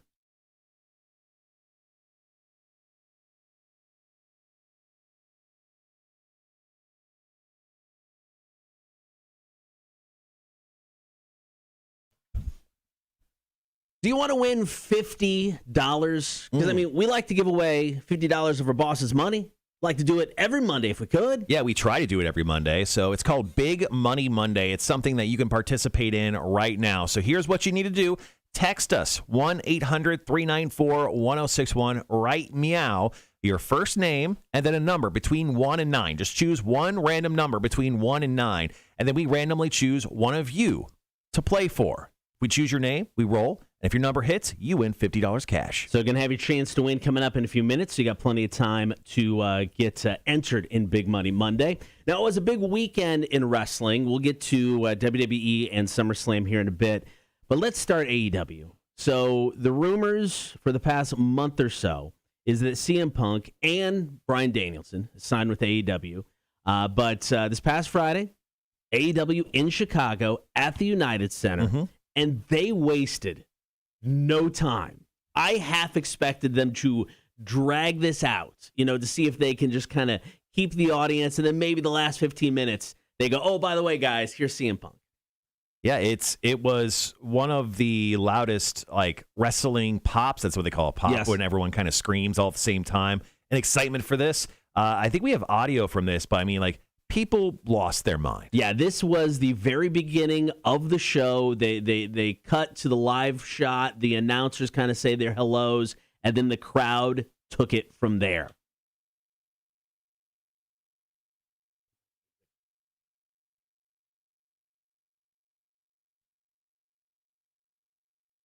They wanted it, man. They wanted it.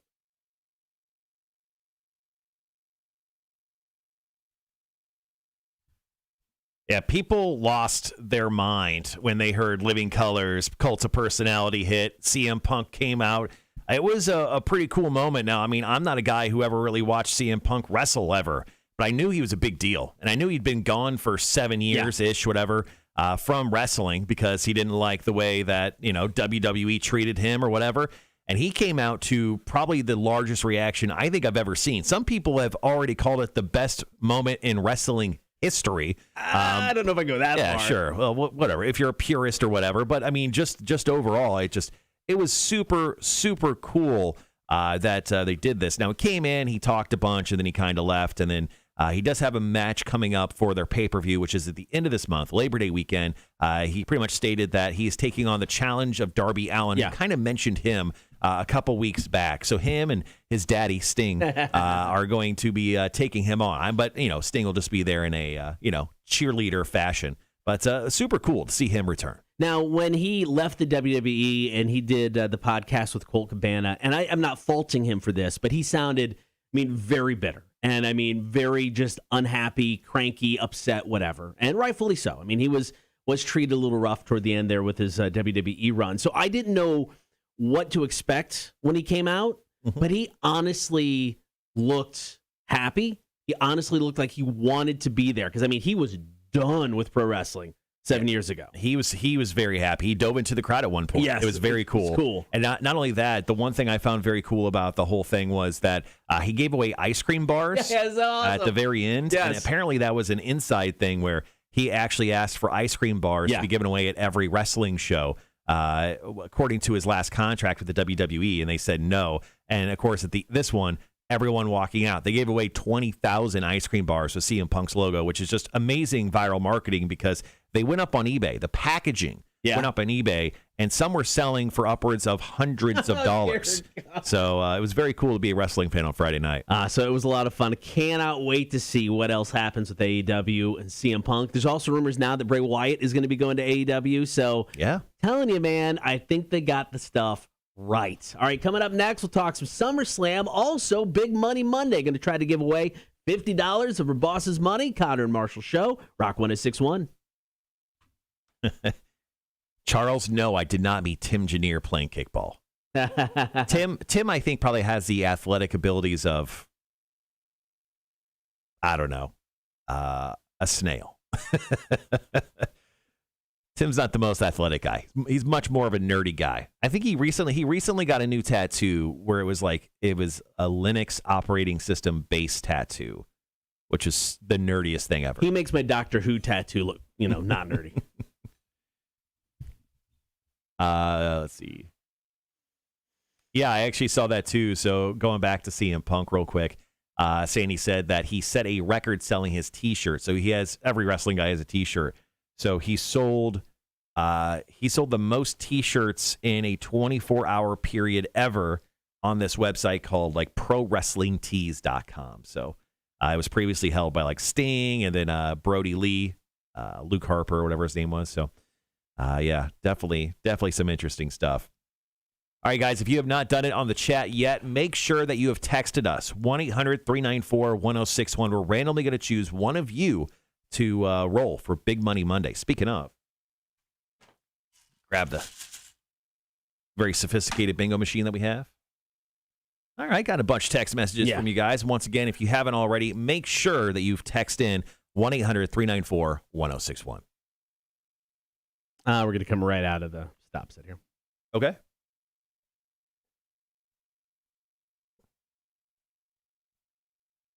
Yeah, it'll be interesting over the next few months. I mean, if you've got, Daniel Bryan coming, it'll be interesting if Bray Wyatt does and what they do with him. Because for the most part, anytime they try to do anything supernatural type stuff, it really hasn't worked, and they've gotten out of it pretty quickly. Mm-hmm. So it'll be interesting if he continues down that road, or if he just tries something completely different. Bray Wyatt, an uber creative guy.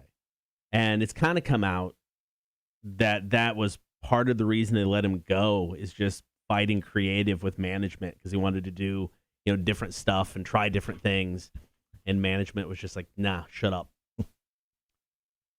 So our next break, once again, we're going to roll for Big Money Monday. After that, we'll talk about wrestling just before that. Some SummerSlam. That was Saturday night. Once again, I've written some notes here. The first note is I was very drunk watching it.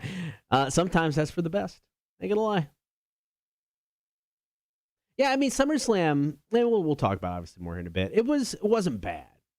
I can't say it was my favorite, and that's unfortunate because WWE, from a television standpoint on a week-to-week basis, that's not their strong suit anymore. But they usually deliver at the pay-per-view. This one had its moments.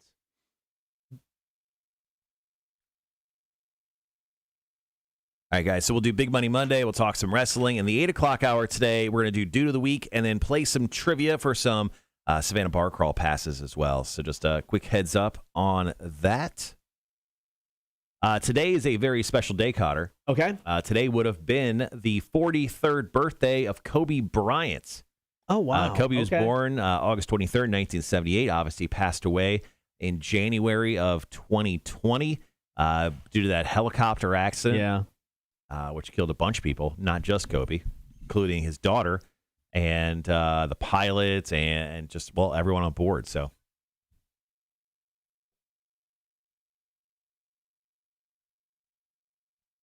yeah, good old Kobe Bryant. Wow. 43rd birthday would have been today.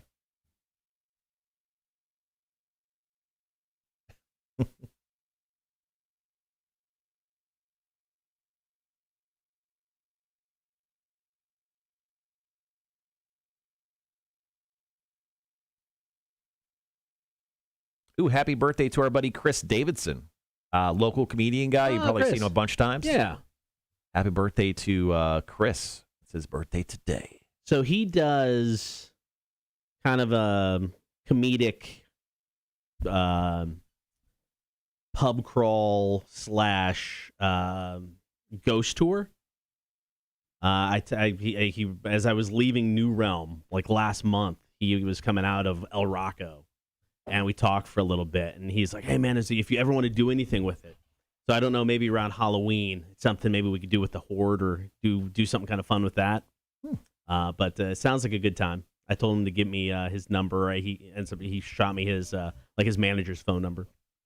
So so it was announced, I think, just a couple weeks ago, there's actually a new escape roomy thing, but it's that all of downtown deal. So they're doing an escape room type feel, but it's downtown where it's more of a scavenger hunt. Oh, type of interesting. Thing. So I just found out about this over the weekend, or actually last weekend, but I think I'm going to go try it here in the next few weeks. That's cool. You ready? Mm-hmm.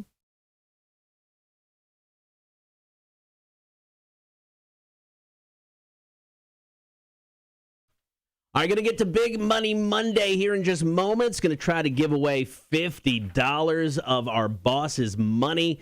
But it was a big weekend in pro wrestling. Of course, talked about the return of CM Punk. After 7 years, he is now All Elite, made his debut on AEW Rampage on Friday night. Saturday night, WWE had SummerSlam. They had a couple returns of their own. Becky Lynch came back. Mm-hmm. She was out for over a year, gave birth to a baby a while ago. So she came back because it was supposed to be Bianca Belair taking on Sasha Banks. But I guess a week ago, WWE knew Sasha wasn't going to wrestle. yet they still promoted it because WWE. That's false advertising. It kind of. They always have the, hey, asterisk card subject to change. Yep. So they made the announcement at the event that Sasha wasn't able to wrestle. So then Carmella came out. Nobody cared. Then Becky's music hit. She came out. Everybody went nuts because they haven't seen her in over a year. So she comes out. Her and Bianca's like, hey, let's tear this place down. Go to shake hands. Becky kicks her, hits her with the move, pins her, beat her in 7 seconds, and is now the SmackDown Women's Champion. That's awkward. That doesn't seem like they give much respect to the current champion. No, and Bianca had one of the best matches of the year at WrestleMania with Sasha Banks. So it'll be interesting to see how they go from there. The other return was Brock Lesnar. He'd been out for a while. There were rumors that AEW was trying to court him. Maybe he'd pop up there. But after the Roman Reigns John Cena match, which was actually pretty good. Started slow, got going toward the end, was pretty good. But then Brock came out. He's got the beard, got the weird ponytail. Yeah, he's got like some weird hair thing going on. Yes, right now. It's still pandemic hair and not beard. as cool as this mullet I'm wearing, but close. And he just stared down Roman Reigns. Now, what makes this interesting is Brock Lesnar, Paul Heyman guy. Roman Reigns, Paul Heyman guy. So Heyman is going to be in the middle of this. So, I mean, SmackDown has been the best thing WWE has done on a weekly basis. And a lot of that has to do with Paul Heyman. But now you have both of these Paul Heyman guys, and he's stuck in the middle. This is the most excited I think I've been about a potential storyline in WWE in a very, very long time. Yeah, I would say I was about 7 margaritas in to watching all sorts of stuff that night, just not exclusively WWE. Yeah. I was watching UFC Fight Night and everything. I was very drunk. Very drunk. And I remember while eating pizza that Brock Lesnar decided to grace my television. And I'm like, that's weird. And that's all I kind of remember. I remember he showed up. Yeah. And I remember how weird his hair was. Yeah. But that was it. I mean, obviously I've gone back and I'm seeing clips of Sober Marshall has gone back and watched clips of what happened that night. It's kind of cool that Brock Lesnar made his way back. Now, is it as chart topping as CM Punk returning? No. I mean, and then the coolest thing of SummerSlam for me was that Edge Seth Rollins fight. So good. It was a great match. Yep. And then he came out to like the old school Brood music. And then my buddy actually was in attendance that night. Oh, cool. My buddy Paulie. So he actually took a bunch of videos and stuff. He had really good seats at a great angle. So Edge looked very, very cool. Yeah. And of course picked up that win last night. So or Saturday night. So yeah, SummerSlam overall I thought was okay. Yeah, no, I agree. I mean, there were what I remember. There were high points, there was low points, but all in all, I thought it was a fun weekend just to be a wrestling fan. Yeah. I thought there was enough going on. Keep yourself entertained. It was very fun. All right, it's time to give away, hopefully, $50 of our boss's money. It is time for Big Money Monday. Do we know who we're playing for, Marshall? I was going to let you choose. Okay, I'm going to go with, we're going to go with Shelly. Shelly, okay. Shelly. Schelly. Okay, sure. Yep. I don't think the spelling matters. Went with the number 4. Okay. We're going with the number 4 here with Shelly. So we're hoping to give away $50. All right. So once again, we give away $50 of our boss's money, or at least we try every single Monday with Big Money Monday. So if you want to take part in this, maybe next time, because we've already chosen Shelly, just remember you could text us over the weekend, 1-800-394-1061, your first name and then a number. But right now we're rolling for Shelly. What's the number? 4. All right. Need a 4. Okay, Shelly, we're crossing our fingers for you. Okay, let's go. Here we go. Let's see. Cotter, the number is? Yeah. 52. Ah! Dang. Sorry, Shelly. We failed you. Again. We have not had a winner for 2-ish weeks, and it's killing me on the inside. I could tell. I know you want to. I bought this cash money gun. You want to fire that so badly? I do. That was a premature cash money gun spurt. All right, Big Money Monday is back next week. Cotter and Marshall show coming up top of the 8 o'clock hour. We're talking Dude of the Week Deathmatch. Cotter and Marshall show. Rock 106.1. Sorry, Shelly. We suck. Can we do a what if situation and just roll one more time just to see what she would have got if we rolled one more time? This is for a non-giveaway, but yes. Nah, I don't want to do that. Let's not do that. We'd just be mad because we probably hit it. We probably totally hit it. All right, guys. Sadly, the money gun goes back into the drawer.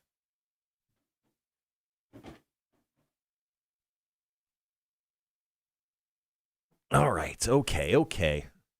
Rhett goes, I picked 5. Cotter chose, man. I gave him the option. You could blame him. Total big time blame Cotter vibes right now. That's fair. I'm going to go use the restroom. I'll be right back. That's cool.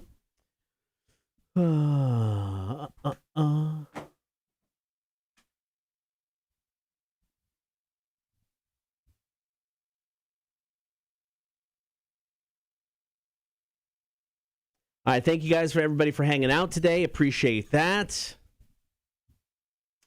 Tony, so was at Kroger yesterday with the wife, and I saw the unroasted hatch green chilies. So I said, you know what?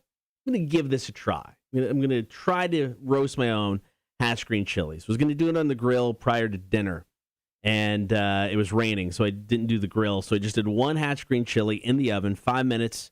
Right next to the heat, about 500 degrees, flipped it, did another 4 to 5 minutes, let it sit for about 15, peeled it, threw it in some onion and mushroom quesadillas. Utterly delicious. So good. A little bit of work involved, but if you're feeling frisky, I'd recommend it. It was fun. You may have already done it before. I don't know. First time I tried, it was tasty. Charles, we talked about that in the beginning, letting the money roll over.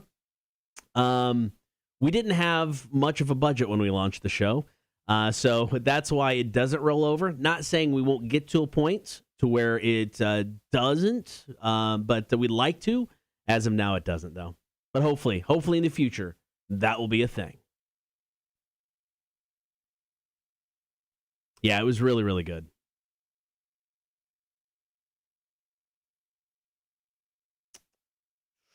And back to the thing with your son. My youngest was in the exact same boat. 18 years old. The pandemic. She wasn't the most outgoing person anyway. Super nice, but not the most outgoing person. The pandemic really got weird there. She doesn't have a driver's license, so she basically stayed at home for the past year and a half, and didn't really go out and meet anybody. That was honestly our biggest concern. Even her biggest concern, going to college. And was just going out and meeting people. And that's all she did for the last week. So, I mean, for her, it was the change of environment that she really needed. And she just was put in a situation where she, was almost forced into it. So, yeah, I think the kickball thing's a good thing. You find something that's just kind of different. And it forces your kid to expand their horizons a little bit. And I've been totally blown away and impressed with Ella. I thought it was going to be a struggle that first week, but she's really done well. Yeah, no, the smell of the chili smelled so good in the house. It was so delicious. Said it was hot. I can't say it was fiery hot, but it was good. So I think I'm going to, the next ones I'm going to try to roast on the grill instead of just in the oven. But turned out to be really, really good. Don't regret it at all. Because I thought it'd be a bigger pain in the ass than it was. It wasn't a pain in the ass at all. It was delicious is what it was. Utterly delicious.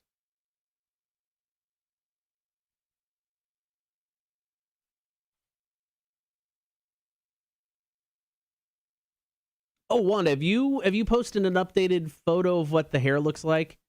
The last picture I saw, I think, was you with purple-looking stuff in it. Have you posted an update? I was kind of curious to see what it looked like. A-Dub brings the bingo balls. Nothing would surprise me. Terabyte with A-Dub. Yeah, in a situation like that, Tony, that's honestly for Ella, that's what she needed. It's like she's texted a bunch and she's like, hey, I met this person, and hey, I met this person. I went to this thing and I went to that thing. Her and her roommate have gotten along really well. So yeah, if he's going to go to a situation like that to where it just, for her, she just needed something different. And that really, I'm blown away. So that's cool. That's good that he's has that opportunity this winter, and I bet you'll notice a difference as well.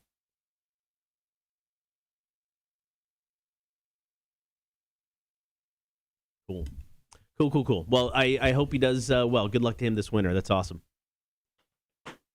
All right, top of the hour. After Chili Peppers Under the Bridge, going to talk Dude of the Week. We need your votes.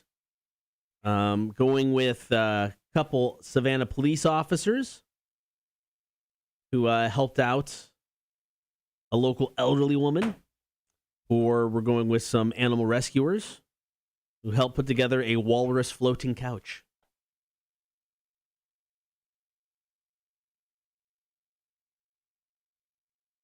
So got both of those coming up. Not yet. Okay, with the hair. When you do, I'm ready. Wait till her first keg party. Yeah. So she's going to Arkansas, and Arkansas's got like their own Uber, for the lack of a better words. So, if you go out and get S-faced, whether you're old enough or not, it is set up through students. So it's not set up through it's through the school, but it's not. No questions asked. They'll come grab your drunk ass and take you home. So I thought that was pretty cool.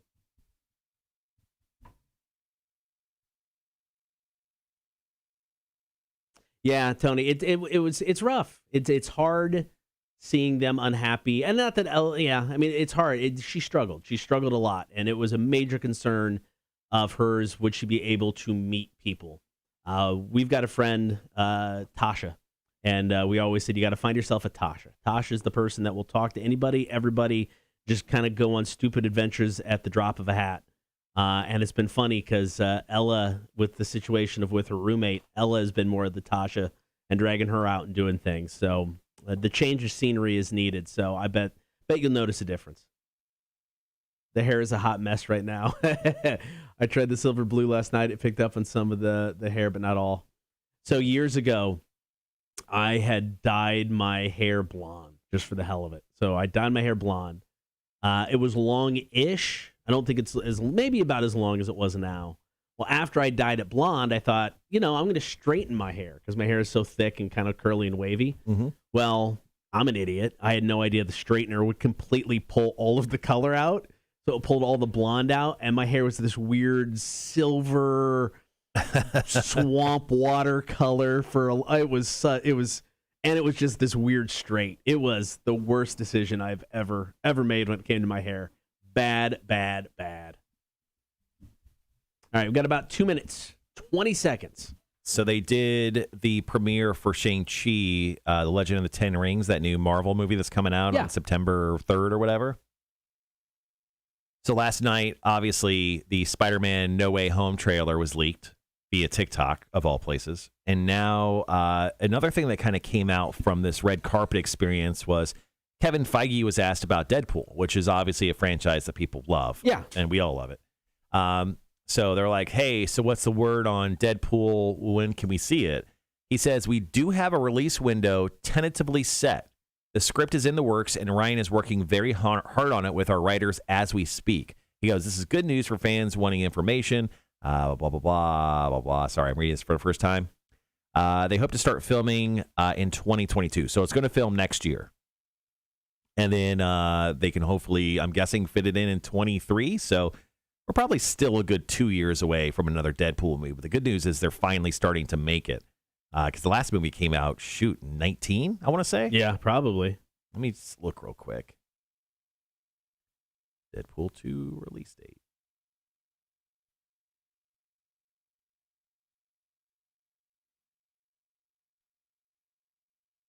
I'm asking my computer to do a lot right now.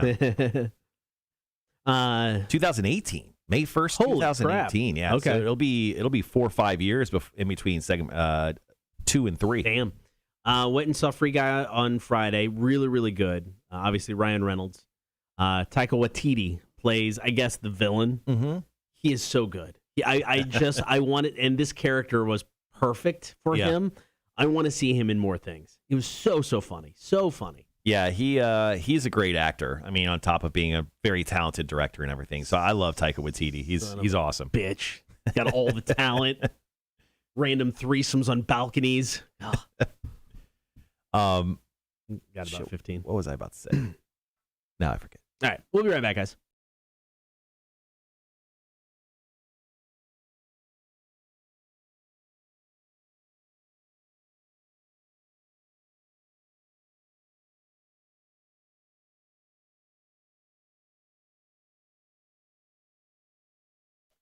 Who's going to become the dude of the week? Well, it's all up to you. Going to run down the people up for dude of the week here in just moments. Don't forget, hop on the stream, join the horde. Lots of people watching the show this morning. Become one of them. Facebook, YouTube, Twitch. As always, like, follow, and subscribe as well. The Dude of the Week Deathmatch. Cool! A freak show! Let's check it out! The Dude of the Week Deathmatch on the Cotter and Marshall Show. Rock 106.1. It's now time for you to decide the dude of the week. Up first, a couple of Savannah policemen. We've got Sergeant Arnsdorf and Officer Jeff Crosby. Now, on Tuesday, 84-year-old Mary Frances White called the Savannah Police Department. Don't know the reason, but it was Sergeant Arnsdorf and Officer Crosby that showed up to Mary's house, and they realized her yard had not been mowed in like over a month. Yeah, it was way, way too high. And these guys were like, you know what? Let's step up. Let's do a little something about this. So on Friday, it looks like they went over there and they mowed and they edged it. And they got a picture with Mary, who's sitting on the riding lawnmower, which is, she's the cutest old lady in the world. So Mary Frances White, probably a huge fan of Rock 106.1. I can only imagine. Oh, I imagine, yes. Yeah, so especially being local. So, thank you so much, obviously. And also, right up, I would be stunned if these guys did not win Dude of the Week, but they're currently nominated. All right, so the other nominee or nominees, group of animal rescuers in Ireland. Now, since March, Wally, the big old walrus, hanging out off the coast of Ireland. Now, he's been seen resting on like boats, like parked boats. Right. However, he's a rather large walrus, and he has sank at least 2 boats. Wally's kind of a jerk. I don't like Wally personally. I mean, he doesn't know any better. He just needs a place to hang. So animal rescuers put a call out for some pontoons so they can put together a permanent resting spot for Wally. Now, this pontoon looks like a couch. So I got 3 raised sides. Yeah. And there's a picture of Wally, I don't know, sexually or in a sexual looking sexy hanging out on the He looks couch. like Jeff Goldblum from Jurassic Park, just kind of hanging out there. So the group is looking for a permanent place to put it. They're tracking Wally now because they want to make sure he doesn't sink any more boats. So the group of people is called Seal Rescue Ireland. And these people are obviously doing a lot of good work because they're saving the boats of Ireland because Wally's a jerk face. So you've got the couple officers from the Savannah Police Department or the Animal Rescue Squad in Ireland. We need your votes now. You can text 800-394-1061. You can also hit us up on the chat. We'll announce the winner of the Dude of the Week death match after Mammoth WVH. It's Don't Back Down, Rock 106.1. All right, guys, go ahead and let us know who should win the Dude of the Week deathmatch. I think it's obvious, but you know what? It's up to you guys, not up to us. So go ahead and let us know. Is it the 2 Savannah officers, or should it be the Seal Rescue Ireland? Rhett's voting for the officers, obviously. He goes, y'all know who my vote is. Tony says, keep it local, keep it Savannah Police. Once again, guys, feel free to drop in your vote on the stream. We'll take those and the votes we get from both our text line and our Facebook page. And we'll find out who our dude of the week is, or possibly dudes. Wanda says Savannah. Big Tim says Savannah. Thanks, guys. Thanks for those votes. Appreciate that.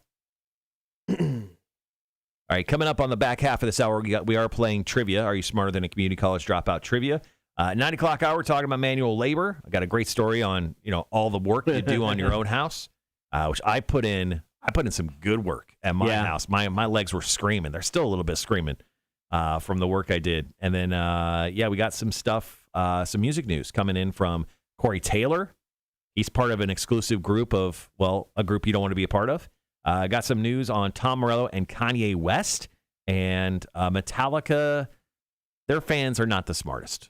They're just not. And I'll explain why here in a bit. All right, got about 2 minutes.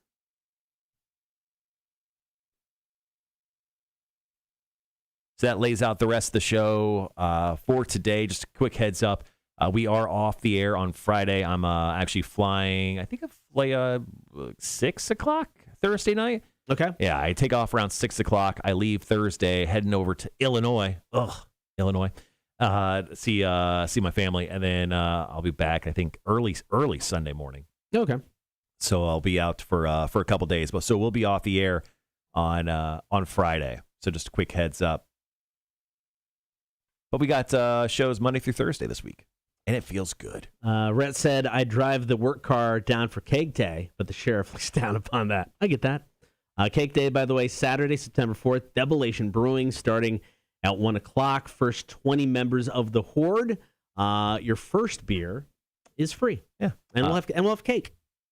Rhett, is there like a Beaufort County Sheriff's Department monster truck? Can you just drive that? Oh, dude. If not, can you make sure it gets in the budget for next year? Sean's not having a good day. He goes, F today. Anyone ever make coffee and forget to put the pot back in before starting the brewing process? Nope, just my dumbass. I need coffee before I make coffee. All right, 40 seconds. So you just like all the coffee just fell onto the counter? Just pour it out. Liquid hot magma burning a hole through your counter? That sucks, dude. Magma, also fun to say. Sergeant Arnsdorf and Officer Jeff Crosby. I can only imagine it's It's a runaway, yeah. All right, guys, be right back.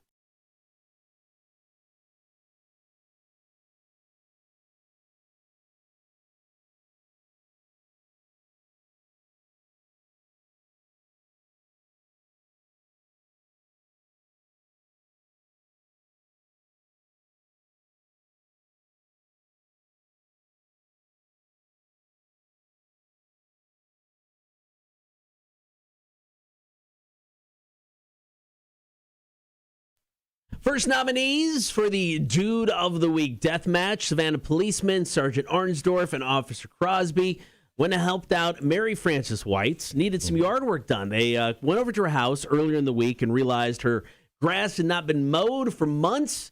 So they were there on Friday taking care of that. So hats off to them.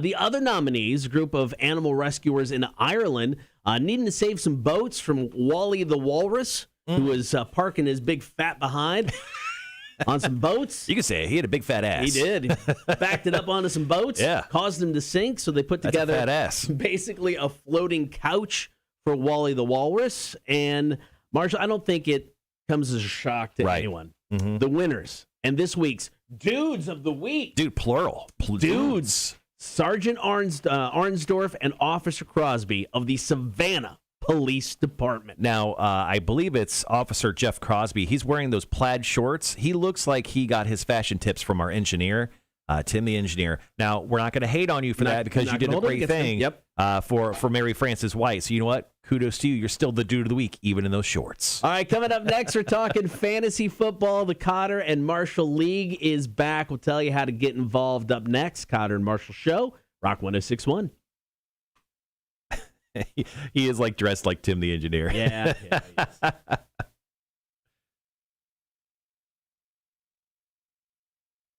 Ooh, Rhett says we have an armored MRAP, big ass military style armored car. Yeah, dude, bring that. Do that. Yeah. Oh, Elaine knows Arnsdorf. Nice.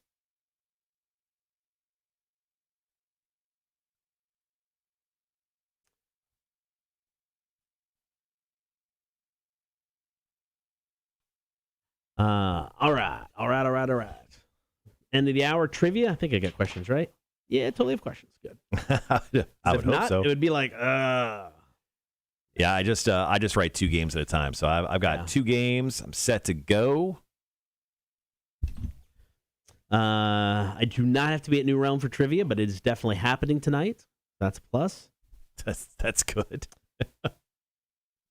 Yeah, I got Jake filling in for me for bingo this Thursday. So Jake's actually going on a little vacation himself this weekend. He's going down to Miami. Yes, he is. By himself to watch some baseball games. Watch some baseball games. Not weird at all.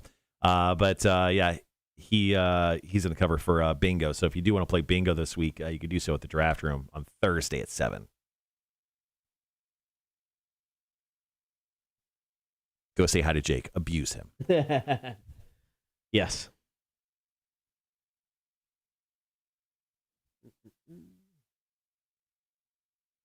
So what was this story? Here it is. Miguel Cabrera became the 28th member of Major League Baseball's 500 home run club over the weekend. Okay. He's still playing? Yeah, I know, right? Hit the home run in the sixth inning against the Blue Jays. Now, it's so according to the story, once thought to be a foregone conclusion, it would have been that he was going to make the club, but it would have been reasonable that the last few years to wonder if he was going to do it. He had 446 home runs through 2016. So you're thinking, all right, 500 should be pretty easy. It took him 5 years. Managed only 16, 3, and 10 in the 3 seasons after 2016. He got injured, right? Yes. Yeah. He had several injuries. I mean, just getting older. I mean, all of that happens. There's the pandemic-shortened season. He hit 10 home runs in 57 games. He's 38 years old. Now, he also needs just 45 more hits to get 3,000 hits. Oh, wow. So he'd be, a member of both the 500 home run club and the 3,000 hit club. He's also even in a more exclusive club. As long as his batting average stays where it is, he'll be just one of a handful of players that has more than 500 home runs and a batting average north of 300 for a career. The other people in that league, in that group, Babe Ruth, Hank Aaron, Jimmy Fox, Frank Thomas, Mel Ott, Manny Ramirez, Ted Williams, and Willie Mays. Damn. Yeah, right? Miguel Cabrera, honestly, I didn't know he was still playing baseball. He's still with the Tigers? Yes. Jesus Christ. Yeah, 38 years old. I hope he hangs out for 45 more hits, man. Get that 3,000 club. He signed a massive contract. I want to say, like, back in the day, he signed, like, one of those 10-year, $200 million contracts when $200 million was, like, a lot of money. Right. Before, Patrick Mahomes signed a 10-year, $500 million, $500 million contract. Andrew, good morning, man. How are you? Yeah, speaking of, like, sports and that side of it, with Miguel Cabrera, good for him. He's an absolute monster. On the other side of the sports cycle, instead of, the good news, I got some bad news. Oh. And I'm not talking about the Braves winning 9 games in a row, which is unheard of. I mean, who would have thought? Clinton Portis, former running back, currently lives in Gainesville, Florida, which is just 3 hours south of here. There's been a court-ordered arrest warrant put out in his name over unpaid child support. Ooh. According to court documents, he has failed to make a single payment of a court-ordered child support of almost $2,000 a month to the mother of his child born in March of 2015. Oh, crap. He owes $147,000. Ouch. In child support. Yikes. So Yikes. How well did he manage his money? I'm guessing not well. My guess. So that could be a little rough. So Clinton Portis apparently made $43 million during his 9-year NFL career. He filed for bankruptcy protection in 2015, which is the same year child support was put out. I'm guessing he did that on purpose. Yeah. But the judge in the case determined that he had the means and ability to pay, has guaranteed income, and had substantial retirement assets. So, yeah. Whoops. Yeah, I get it. Man, $148,000 in child support. It's a lot of cash. I was listening to this podcast, and apparently NFL guys, like, there's I think it was something stupid, like 65% of NFL players, no matter if they NFL players who play over 3 years in the league, are bankrupt within 5 years of retiring. Really? Yeah. Just bad money management. Bad money management. Yeah. Wow. Yeah. So I know NFL players are so excited, like, no matter where they go, if they get a little bit of money, they want to buy mom a house. Yeah. Oh, I'll take care of you forever. That's expensive. Yeah. No, that's pricey. Yeah. And that's the thing too. It's like, oh, what do you do? I mean, you're just an instant millionaire. Yeah. You're just an instant millionaire. And that's the thing is, like, I think if I was a professional football player, I would buy a chain of franchises. Yeah. Like Peyton Manning, like, not many people know this about him. He owns like every Papa John's in Denver, Colorado. Right. He owns like every single one. Right. He bought them all. Yeah. And he's running off of pizza money. Yeah. Now, look, he made a shit ton of money playing football. Totally deserved it. One of the best players, just went into the Hall of Fame. But, like, even I think you could buy a franchise you could start a franchise for only a couple $100,000, even if you had to build the building yourself. I mean, like, I'm sure there's investment groups. Like, Rhett says Shaq bought Papa John's too. Like, these guys, like Shaq literally makes. I don't think Shaq has to ever work again. But he endorses like 5 or 6 things, and I don't know why Shaq makes so much. Like, why does Shaq have to endorse the General Insurance Company? I don't get that one. Right? That one's weird to me. Like, I don't think that's necessary. Yeah. I mean, he like Icy Hot. He's been with for years and stuff. But yeah, the first time I saw him on the General, I was like, that seems a little weird. Yeah, why are we still using Shaq for stuff? Like, does everyone know Shaq still? Like, I mean, it's Shaq. I mean, he's got a great personality. He's pretty funny. I get it.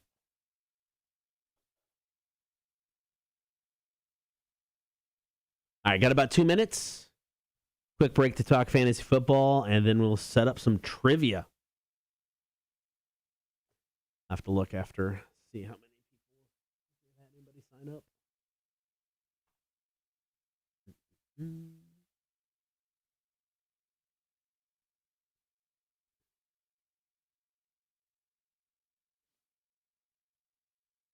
Elway bought a car dealership. Yeah, I mean, some of these guys make the right choices, and some of these guys, get opportunities to keep working in football. Like John Elway. I mean, he's been their general manager or whatever for like 2 decades now. Like, some of them get the opportunity to hang out and be in football for the longest time.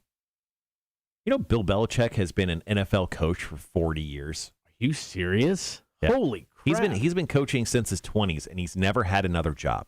Hey, good for him. Yeah. He's won 6 Super Bowls, and the dude is insane.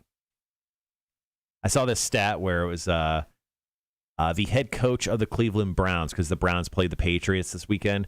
The head coach of the Cleveland Browns, it's Kevin Kanafsky, whatever his name is. He's 42 years old, and it was like, he's 41 years old, and Bill Belichick has coached for 42 years. It was a really cool stat. Got some good entries for the Fantasy Football League there? Not bad. How many cutoff sweatshirts do you think he owns? More than he'll ever admit to. That is true. He should honestly do a art gallery of just his cutoffs, and then he should auction all of them off. Yes. I'm sure he's got a bunch of them. I like this. All right, we'll be right back, guys. Got about 15 seconds.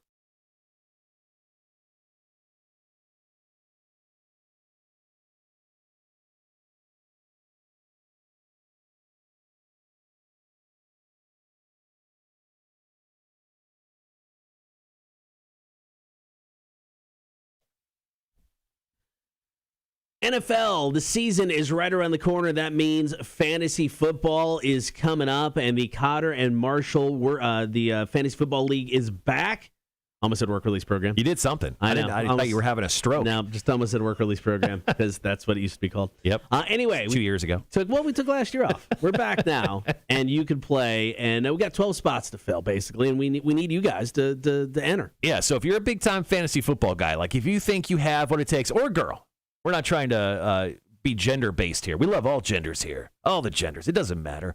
We want you to join in on our Fantasy Football League. Yeah, we do have 12 spots. And the listener that does the best over the entire season, including playoffs, you are going to win yourself a pair of tickets to Welcome to Rockville in 2022. That's right. Next year's Welcome to Rockville. Speaking of Welcome to Rockville, Cotter, yes. I don't know if you saw the news. I shared it on the Rock 1061 Facebook page last night. There are 2 new bands that will be joining the headlining spot on Thursday due to 9 Inch Nails and Deftones dropping out of the show last week. Those are going to be announced today. They didn't say what time, right? But just a heads up in case you're wondering that. But once again, with Welcome to Rockville, you can win next year's tickets just by signing up for our Fantasy Football League. So hit us up online right now at the Rock 1061 website, rock1061.com. Also next week, have your chance to call in and make the league as well. So the Cotter and Marshall Fantasy Football League, sign up now at rock1061.com. Coming up next, are you smarter than a community college dropout?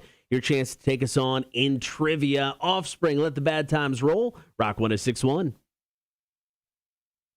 Yeah, I totally forgot that. I posted that yesterday. Yep. So, yeah, the Welcome to Rockville guys, today they'll be announcing the 2 fill-in headliners for Thursday. And they said a special announcement as well, too, right? Something else? I have no idea. They haven't emailed me. They haven't sent me anything. But, I mean, they're going to have to send revised artwork for everything. So I'm guessing I'll be getting something, you figure, soon.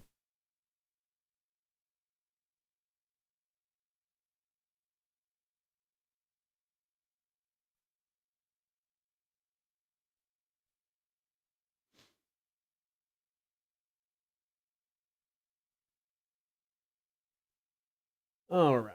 It's got about 2 minutes. Just over. If you want to play some trivia. Game 1 or 2, your choice.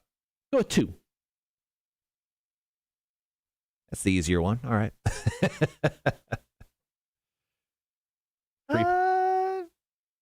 Yeah. I think it's the easier one of the two. Yeah.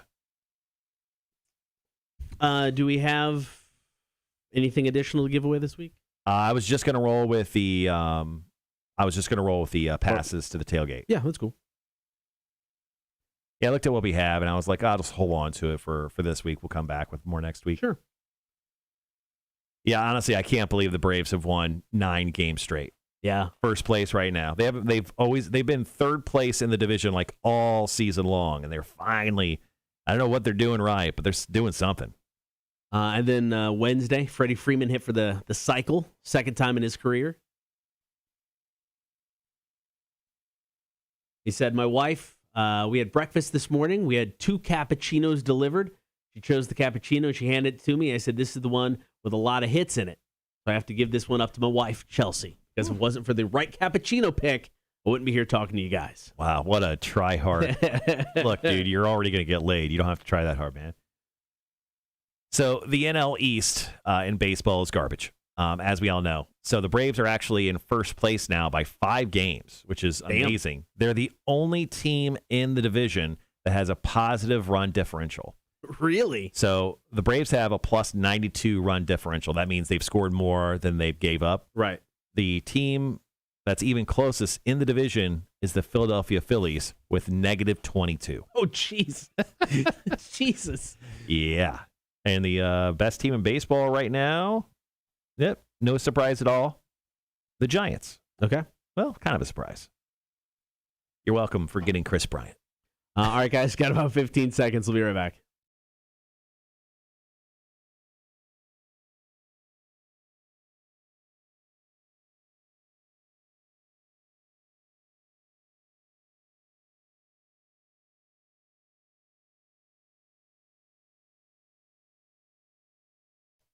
Are you smarter than a community college dropout? It is brought to you by the Savannah Bar Crawl. It's one round of trivia where you take on either myself or Marshall. Well, speaking of the Savannah Bar Crawl, folks, they do have a big crawl coming up on Saturday, September 4th. The first big college football weekend. You got the Bulldogs taking on Clemson. That's going to be a hell of a game, and you can win free passes to join in on the bar crawl, go everywhere downtown, watch the game, slug some drinks, have a good time. And, of course, I think the first 100 or 250 people or so, you get that free T-shirt. So don't be the guy that doesn't get the T-shirt. You got to complete the crawl, folks. And you win passes just for playing us. You don't have to beat us. You don't have to win. You don't have to, that's the same thing. You don't have to lose to us. It doesn't matter, really. Just go ahead and give us a call. Play one of us right now, and Are You Smarter Than a Community College Dropout Trivia? But you want the bragging rights. You want to be able to say that you beat us. But you're not going to. Because so few people have. We're very smart for people that dropped out of college. 800-394-1061. Call us now if you'd like to play. Are you smarter than a community college dropout? Brought to you by the Savannah Bar Crawl. Rock 1061. All right. Let's see who gets taken on today. Rock 1061, who's this? Hello, Rock 1061. Hey, it's Brenton. Hey, Brenton, what's going on, man? I can barely hear you. All right, guy. Is that any better? Hello? Sounds like you're muffled. All right, well, we're going to have to fake our way through it, Brenton. Who do you want to take on today, myself or Marshall? I'm going to take on Marshall. All right, sounds good. All right, he's going to put on the noise-canceling headphones. 7 questions, 60 seconds. Your time will start as soon as I finish question number 1. If you don't have an answer to a question, want to pass, feel free to do so. And if we have time at the end, we'll come back to it, okay? Brenton? Hello? Can you hear me? Are we gone again? Can you hear me at all? Brenton? Can you hear me? And Brenton went away.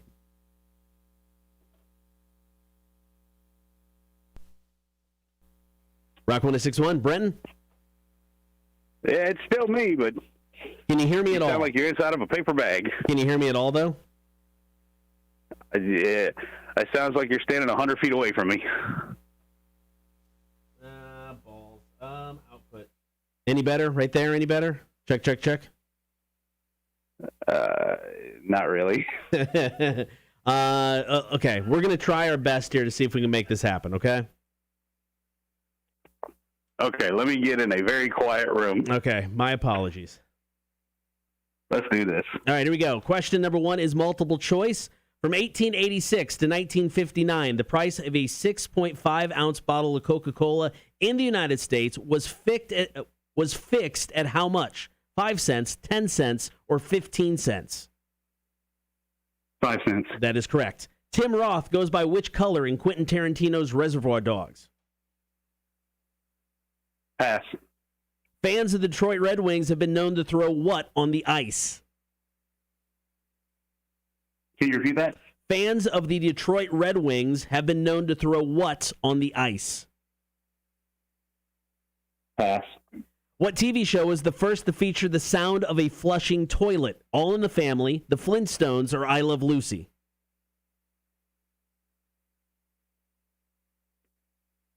Pass.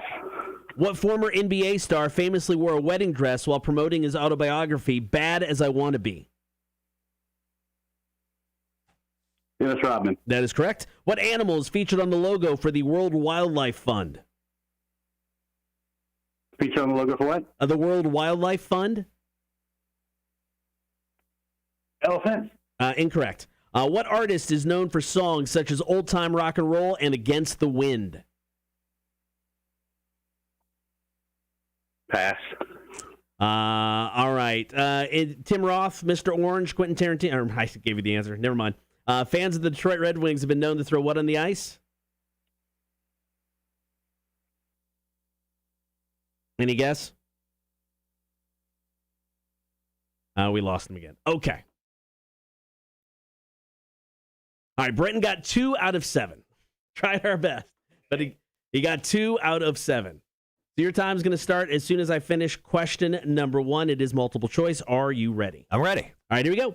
From 1886 to 1959, the price of a 6.5-ounce bottle of Coca-Cola in the United States was fixed at how much? 5 cents, 10 cents, or 15 cents? 6.5 ounce. That seems so small. Yeah. 5 cents. That is correct. Nice. Tim Roth goes by what color in Quentin Tarantino's Reservoir Dogs? Mr. Orange. That is correct. Fans of the Detroit Red Wings have been known to throw what on the ice? Octopuses. That is correct. Plurals. Multiple choice. What TV show was the first to feature the sound of a flushing toilet? All in the Family, The Flintstones, or I Love Lucy? All in the Family? That is correct. Oh. What former NBA star famously wore a wedding dress while promoting his autobiography, Bad as I Want to Be? Come on. Dennis Rodman. That is correct. What animal is featured on the logo of the World Wildlife Fund? It's a panda. That is correct. What artist is known for songs such as Old Time Rock and Roll and Against the Wind? Bob Seger. That is correct. Seriously? I was just guessing. 7 out of 7. Really? I literally just guessed Bob Seger. It was a great guess. Oh, it was man. a great guess. Whoops. Sorry, Brenton. All right, man. So we had some issues with Brenton. He got 2. Marshall's got 7 for the win with the sweep. We'll hook up Brenton with tickets for the Savannah Bar Crawl. Don't need to go over the answers, man. You just gave all of them. You're welcome. All right, we're back tomorrow, 8:30. Another round of Are You Smarter Than a Community College Dropout, brought to you by the Savannah Bar Crawl, Rock 106.1. That was a pure effing guess on Bob Seger. I thought that was a gimme, but the look on your face was like, you don't know that? I had no idea. Great guess. Holy crap. Yeah, when in doubt, guess Bob Seger for music I don't care about. Yeah. All right, guys, we'll be right back. He's got to edit that up.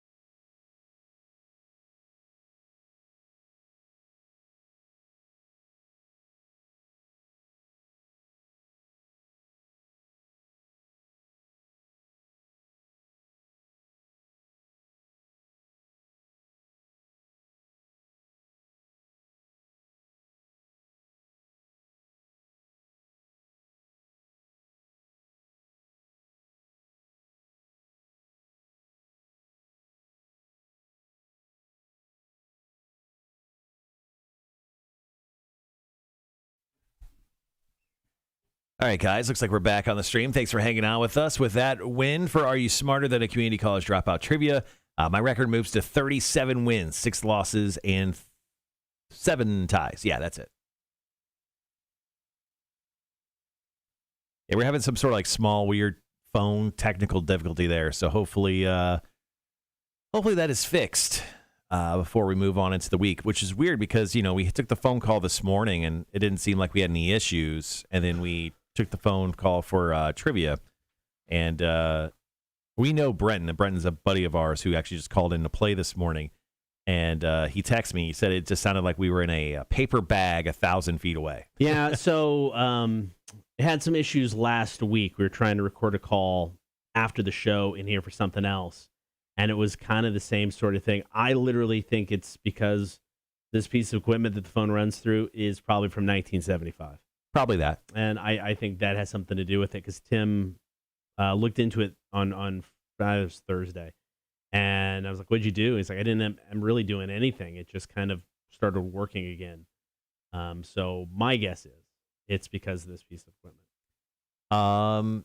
Sorry, Greg. For some reason, my numbers didn't post to Twitch, but it posted on Facebook and YouTube to what this shows me. I am 37 wins, 6 losses, and 7 ties.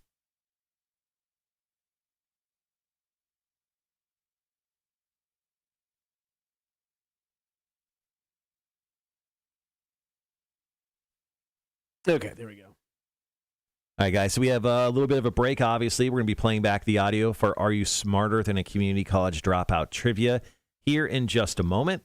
And then after that, we're going to get into the top of the 9 o'clock hour, some manual labor. We found this study done about how much time you actually put into your house.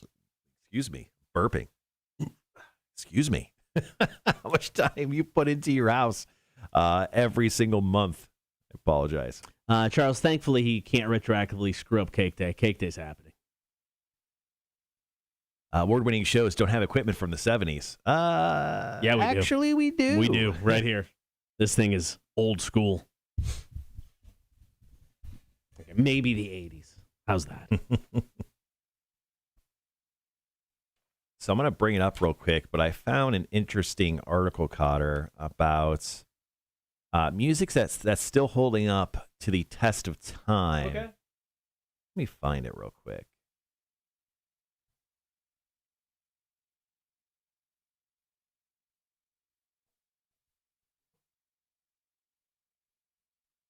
So 20 songs from 1999 that have easily stood the test of time. So let me know if you think this is true. Okay. Greg just threw it out there. 74%. Man, I'm getting close to your numbers when it comes to the total wins. You better watch out. Red says A-Dub needs to use the cash that we don't give away each week on a new phone device machine thingy. I agree. That's a great idea. Don't hate that. All right, so Cotter, I found this article, 20 songs from 1999 that have easily stood the test of time. These are 22-year-old songs. Okay.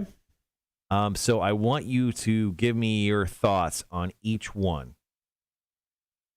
First and foremost, you probably don't even know it. You Got Me from The Roots, featuring Erykah Badu. I don't know it. Okay, we'll move on to the next one. How about Praise You from Fatboy Slim? Yeah, I can still listen to that song. I mean, it's not one I'm going to go back to and listen to regularly, but if it comes on, I'm not turning it off. What about coming in at number 18 on this list, Back That Ass Up from Juvenile? I know it. I still know it to this day. It's still a jam. Yeah, I mean, sure, why not? It's not one I'm... Yeah, sure. We'll just go sure. Number 17, Last Kiss from Pearl Jam. I love that song. 100% yes for me. Great cover. I can't think of who did it originally, but Wayne Cochran. There we go. It's like from the 50s or 60s. Mm-hmm. That was on some. It was on an album to benefit Kosovo War refugees, and ended up serving as a haunting look back at the times for the grunge era. For those that didn't make it out of the decade. Yeah, I love that song. 100% yes. Still stands. Coming in at number 16, still DRE, Dr. Dre features Snoop Dogg. Yes. Still a jam. Anything by Dr. Dre. That was when we still had fat Dr. Dre. Yeah. Nowadays we have buff. Super buff Dr. Dre. It's like him and Dave Chappelle are awkwardly like two in shape. Yeah. Those guys definitely got the glow up. Once again, we're doing the top 20 songs that from 1999 that still have held up from today. Number 15 on the list, Cotter, I think you'd agree with this, Californication from the Chili Peppers. Yes. We still play it here on the radio station. It's 100%. still a jam. Number 14, you may remember this song. I do. Macy Gray's I Try. Yeah, talk about a one-hit wonder. She has such a great voice, though, too. Such a unique voice. Yes, 100%. Yeah, I mean, sure. She has like this weird nasally. Yeah. I may disagree with. I mean, I don't hate the song, but it's not one. If I never hear it again, I'm completely fine. Coming in at number 13 on this list of 20 songs from 1999 that have stood the test of time, Limp Bizkit's Nookie. You know what? We're in a renaissance. People still sing it. A Limp Bizkit renaissance. I think 5 years ago, this song would not have made this list. I think because where they're at right now, yes, I agree. Okay, coming in at number 12, Sugar Ray's Every Morning. You know what? I love me some Every Sugar Ray. morning, I love that song. Yes. It says right here, this song will come on the radio, and there's a 37% chance you're going to listen to the whole damn thing. Yes, 100%. Number 11 from 1999, Rage Against the Machine's Sleep Now in the Fire. Yes. Yes, please. What album did that come off of? That was Battle of L.A.? Yes. I think it was Battle of L.A. That was their last album, right? Yep. That they put out? It's been 22 years since we had a Rage. Jesus Christ.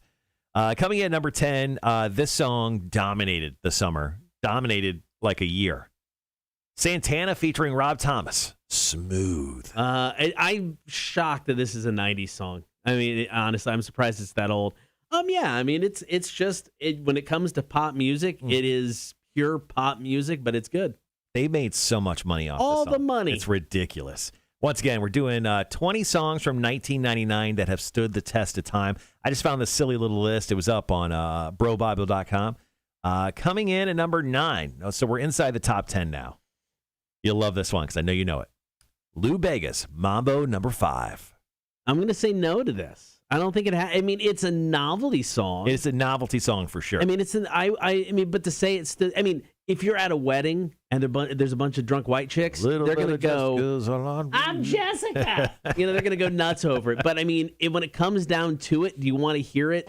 Just no, it has not stood the test of time. I think that's a perfect wedding song. Oh, it's a great wedding song. When it comes song. to dancing, yes. You throw that one on, and everyone's like, yeah, my name's Veronica. Yes.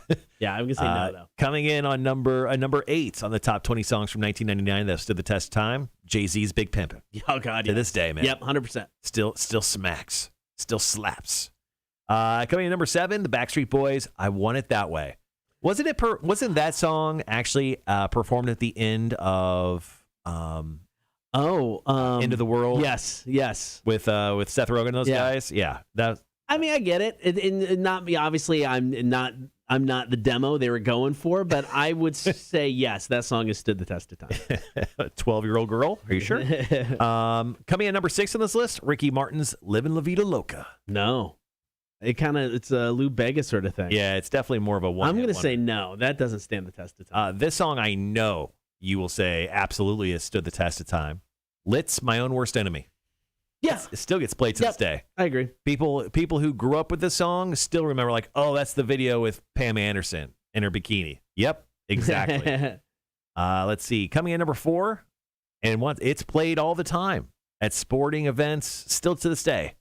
Smash Mouth's All Star. Yeah. It's. I mean, Walking on the Sun. That first album was the first album from Smash Mouth. Push You Mang. Sure. Something like that. I mean, as an album, it was fine. Walking on the Sun, I think, is a really good song. That one's fine. It's fine. This is definitely not a novelty song coming in at number 3, but it's definitely more of a one-hit wonder. Once again, we're going down a list of 20 songs from 1999 that stood the test of time. Len's "Steal My Sunshine." Oh, yeah. We play that song on Rewind. Yeah, definitely a one-hit wonder. It's not a novelty song. No, not novelty. I don't know though if I would say it stood the test of time. I mean, one-hit wonders are weird because there's the one hit wonders that kind of, eclipsed everything, and they do stand the test of time. And then there's the ones that make you feel like there's so many out of the 80s that just make you feel nostalgic for the 80s. It's not something I need to listen to. I'm going to throw that song into that category. It has not stood the test of time. Coming in at number 2 on this list, Cotter, 20 songs from 1999 that stood the test of time. Britney Spears, Baby One More Time. That song took over America. It did. And I mean, yeah, I would say it probably still has. Britney Spears in the news lately. Yep. For apparently not taking care of her dogs, but also the conservatorship, whatever. Okay, coming in number 1 on the list. Blink-182's All the Small Things. Yeah, 100%. Definitely has stood the test of time. This is an interesting list for sure. Some one-hit wonders in there. Definitely some novelty songs. Lou Big is number 5. We've deemed a novelty song. Yeah. Livin' La Vida Loca, also a novelty song. But I think that's a pretty good encapsulation of 1999 when it comes to the best music, at least best popular music from that time. I mean, like I said, for me, there was only a handful of songs that I would say haven't stood the test of time. So, yeah, I think that list, for the most part, for what it was, yes, I think I would agree.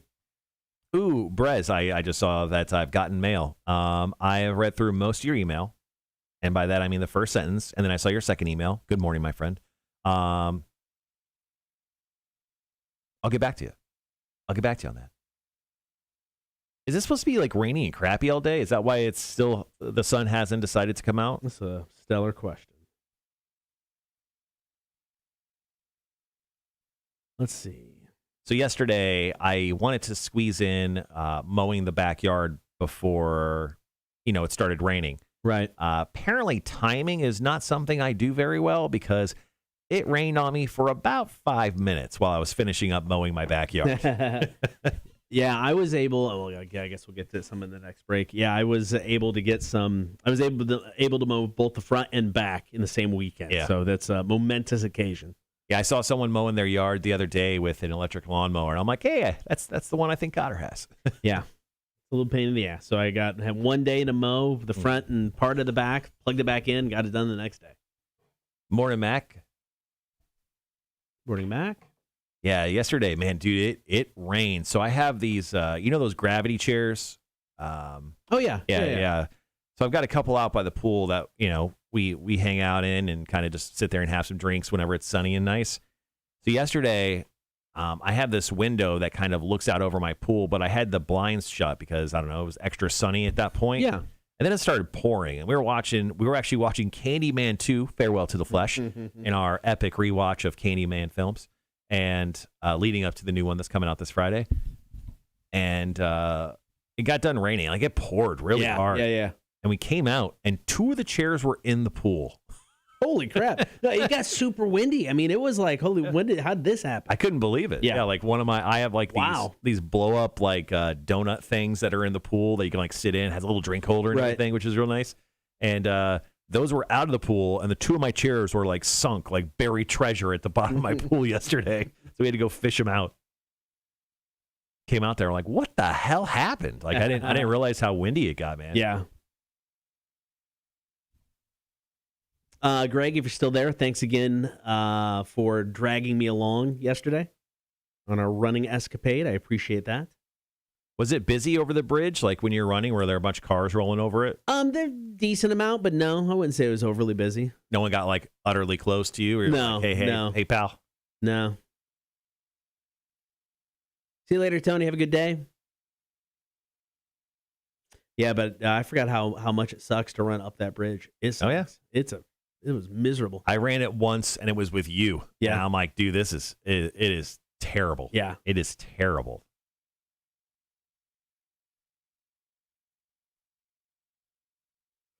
Yeah, it was crazy. Excuse me. Sorry, guys.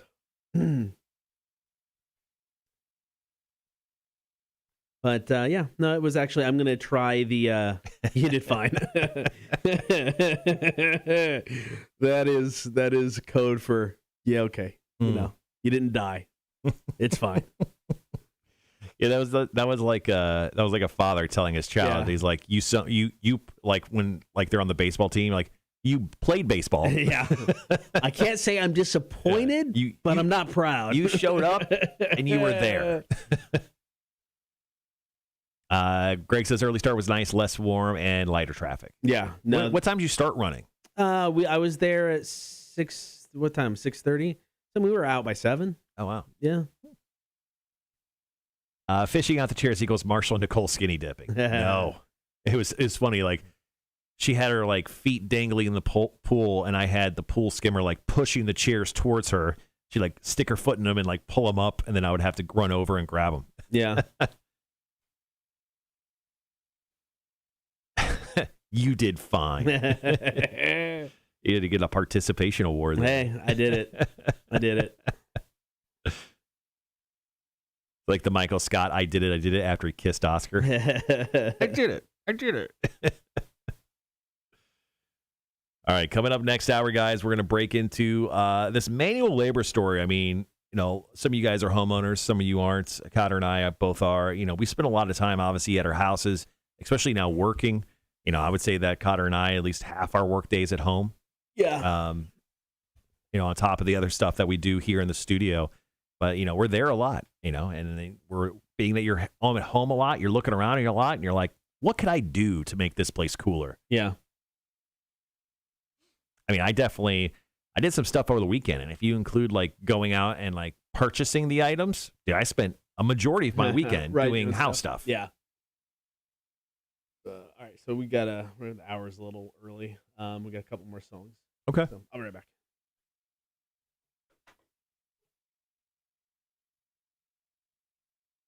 So yesterday, there was a new movie that came out on HBO Max over the weekend called Reminiscence, and it features Hugh Jackman and Rebecca Ferguson.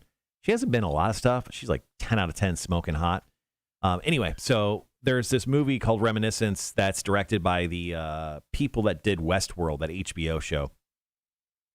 So the film itself is pretty strange. So it's in a dystopian future where the water levels have raised. So there's no cars. Everyone travels around on like boats. And then there's like mainland, like where the water hasn't raised up to, that all the rich people bought up. So they live on the land where everyone else lives in these like dilapidated buildings, like levels 5, 6, 7, 8, these high rises, and people live in there. And it's a weird film where they've created this technology where they can like put you in like one of those weird tubes with water, and they can you can watch your memories. It's a weird sci-fi movie. It's okay. I don't know if it's definitely not worth your time going to see it in a movie theater. It's not that good. But if you have HBO Max, and if you're looking for more of like a sci-fi film, it's kind of cool. It may be worth your time. But I mean, if I gave it 1 out of 5, I'd give it like a 2.4. It was okay. It was a good way to waste 2 hours on a Sunday watching some weird new movie stuff, which we haven't gotten a lot of, especially over the last year and a half. But Reminiscence, very much a weird sci-fi movie that could be worth your time if you have nothing else to watch. Unlike me, who I watched all of F-Boy Island on HBO Max, another dating show my wife and I are addicted to. Greg, I saw your comment. So talking about Cotter running on the bridge yesterday, he goes, he did well. He ran smart. What is smart? What does that mean when you run smart? How about this? I don't like running at all. And also, I think that's running smart. So tell me the difference.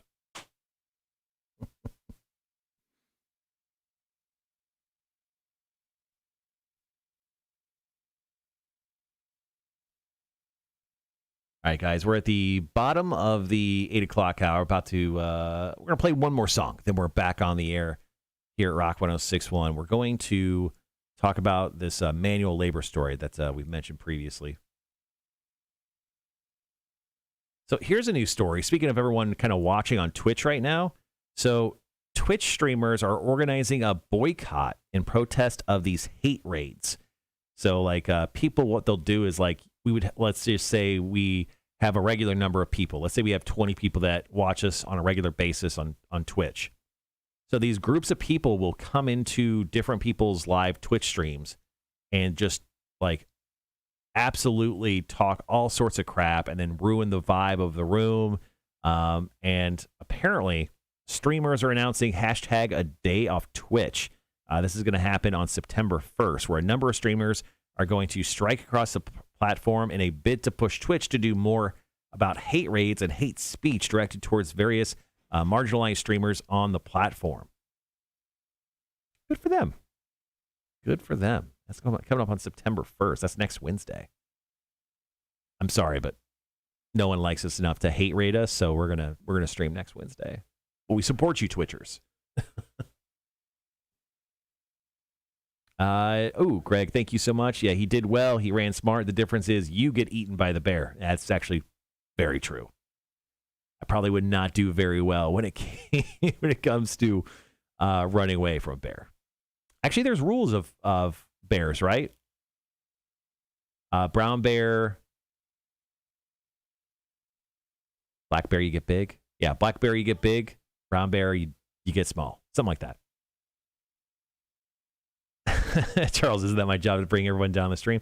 Yeah, your specific job, but they would have like apparently hundreds of people come in and just be giant negative Nancy's. I don't know. Wild stuff. Yeah, Mac, it's been wild. We're almost already in September. It's almost football season. That's like, so technically this past Sunday was the last Sunday without any meaningful football. So this coming Saturday, or the weekend, this coming Saturday, college football is back. Now everyone recognizes the first weekend of September, or Labor Day weekend, is the first college football weekend, but the smaller schools are starting to play official football games this coming Saturday. So it's kind of cool, especially if you're a college football fan. Yeah, we have Jacksonville Jaguars on Rewind. We also carry Clemson over on 96.1 The Island. So if you're a Clemson fan, you can hear those games all season long there. Oh, Mama Margaret has said she is down to hang a cake day, but we have to be back at my place by 3:30 Alabama game. Who's Alabama playing? Who's Alabama going to beat? I mean, do you really need to watch that game? Let's see. It's they're playing Miami, Florida. Really? You have to go watch that? Would it be awesome if Alabama just got completely dominated? Dude, this is Alabama's schedule. Like, they play Miami, Florida. Then they play Mercer. You ever heard of them? I haven't. Florida, Southern Miss, Mississippi, Texas A&M, maybe an okay game. Mississippi State, Tennessee. Then they play LSU, which will be a good game. New Mexico State, Arkansas, and Auburn. They've got like 3 good games, and they'll probably win all those too. This is ridiculous. Got about 3 minutes. And, of course, Georgia starts off with Clemson, but Alabama gets the utter cakewalk schedule this year. Stupid.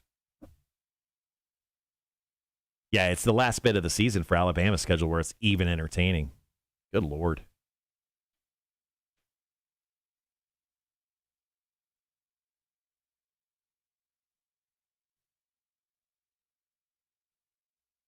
All right, guys, running into the last hour of the show. Got a bunch of stories from Marshall's Music News today. Going to talk about Corey Taylor. He is joining an exclusive list that, well, you don't want to join. Tom Morello talks about his inspiration for his new album, and his inspiration, Kanye West. I'll tell you all about that. And then a Metallica fan who, I don't know how to explain him. A little slow. Let's just say he's a little slow. Not exactly up with the times. And we'll talk about a story that was found on Reddit kind of over the weekend involving Metallica and their latest album, Hardwired to Self-Destruct, which came out in 2016. Just remember that part. Rhett says Alabama versus Arkansas. Cotter is going to have to support the Razorbacks. Yeah, woo pig. Do you think you'll watch any Arkansas football this year because of your daughter going to Arkansas? In September, I will, because I'll be in the stadium watching the game. You gonna buy a T-shirt? You gonna like try to rep the brand? She bought me. Ella bought me a T-shirt. So it's the college, Faye Jones, which is the architecture school that she's going to. So it's a Faye Jones shirt, but it's Arkansas. I'll wear that. But I don't have a No, actually, it's better if you wear that because you'll look more like a student. At that I'm point. so gonna look like a student. Nah, I'm gonna blend right in. No, guys. there's old people that go to college. Yeah, sure. Yeah, so I mean, you could probably like walk into like some bars and stuff with your daughter with that shirt on. You know, True, maybe. Yeah, and just be like, oh man, you go to Phaedra? Like, yeah, dude, started this year, man. Kind of like wanted to redo my life and figure things out. I'm like like completely steal your daughter's story. There you go. Yeah, just be like, oh yeah, I'm into architecture. And they're gonna be like, oh no, kid, man. Like, what do you think of this certain type of architecture? You're like, yeah, dude, it's tall. It's so tall, and here's the thing: with what the tools I have, I can make it taller. They're like, no way, like, yeah. I don't know how architects speak, but I'm guessing it's just about how tall they can build shit. I would think.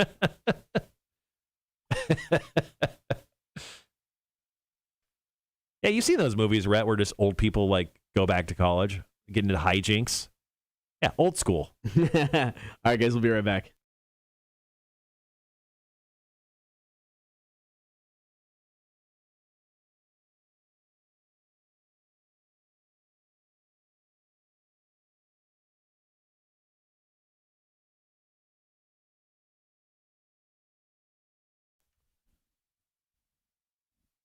So according to a new survey, I want to say the average person spends way too much time doing manual labor on their home. Mm-hmm. I mean, this is 53 hours a month doing stuff around the house. Yeah, so I mean, this is like your typical stuff of like, taking care of stuff inside and outside, mowing, edging, and then going inside and like cleaning the toilet, which is disgusting, obviously, and then like sweeping the floors and doing all the little stuff that we all hate to do.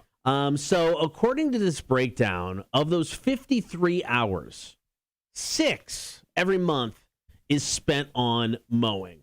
I would say during the summer months, absolutely. That makes right, because I mow my yard, my backyard. I have to mow quite a bit, like once a week. My front yard, like once a month, twice a month, maybe. So yeah, I think 6 hours, like edging and everything. Yeah, I think that makes about sense. So I mean, when you mow, edge, all that stuff, how long does that take you? Front and backyard, I would say. That's a good question. 2 hours ish. Okay. Yeah, I mean, I would say about 2 hours. Yeah. All right, so that seems to be the most. 5 hours done doing laundry. Now, I question how you calculate 5 hours when it comes to laundry, because it's a lot of downtime. Yeah, I'm just not standing there looking at the washer and dryer. Right? I mean, you separate your clothes, and then you throw them in. You separate your clothes? What are you, an adult? I don't do that. Wait, are you supposed to do that? I believe so. Maybe. I don't know. Separate your clothes. Then you throw them in, and then you walk away until it's time to fold them out of the dryer. So, yeah. I mean, are we being super generous with these 5 hours and saying that's just how long it takes for the day to do laundry? Wait, quick question. When it comes to laundry, so I can judge you, how many dryer sheets do you put in the dryer when you throw your clothes in there? 1. What? Yeah, just 1. No. That's not the correct amount. Why would you throw it in? And I throw 3. What? Yeah. Why do you need 3? Well, you want them smelling extra good. I mean, like, seriously, 1? 1. It's all you need, man. What are you on a budget? You're overdoing it. What do you want a dryer sheet budget over there? You're overdoing it, man. No. How am I overdoing it? 3? I smell extra great. I smell like mountains over here. a crisp, clean spring. Are you mad at that? You mad about how great I smell right now? I'm sorry, I haven't sniffed you lately. You don't mean that. You don't mean that. You know that's not true. All right, 4 hours each month spent on the various of pulling weeds, gardening, watering the lawn, random yard tasks, cleaning the bathroom, cleaning a bunch of stuff is where this is breaking down to 4 hours each. 4 hours each on. I do not spend 4 hours pulling weeds each month. I'm starting to doubt this 53 hours because I pulled weeds this weekend. This is the first time I pulled weeds ever in a year. Yeah, I mean, so because we recently like put in a little rock thing in the back, and we put down cardboard before we put down the rocks. Unfortunately, weeds made it up through the cardboard, and it got gnarly. So it took me a good hour and a half to get everything weeded. But I mean, it's not like I got a bunch of weeds running rampant in my yard. So that is something I'm not spending a lot of time on a regular basis. Yeah, and then cleaning the bathroom and cleaning the bedroom and just cleaning your house in general, like spending 4 hours a month doing that. I guess they're kind of like breaking out an hour a week, which I guess makes sense.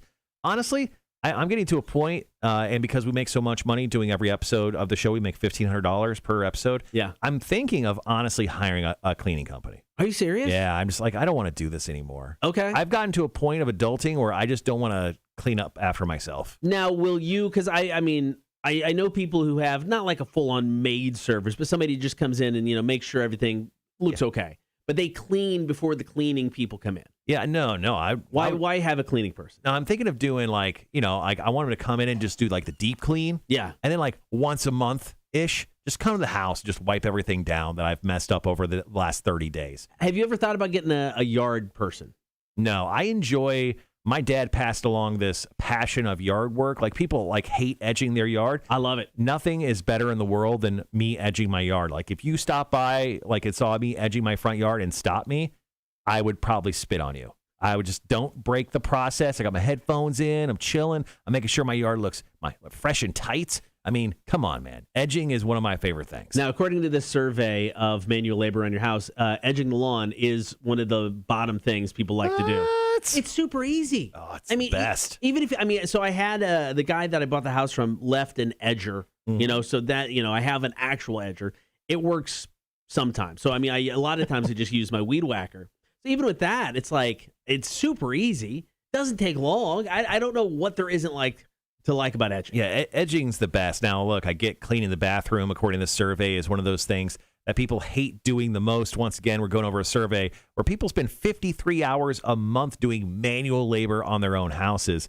Yeah, I would hate cleaning the bathroom, but edging the lawn, it's the best. All right, we got more Cotter and Marshall coming up. Latest from Chevelle. This is called Mars Simula. It's Rock 106.1.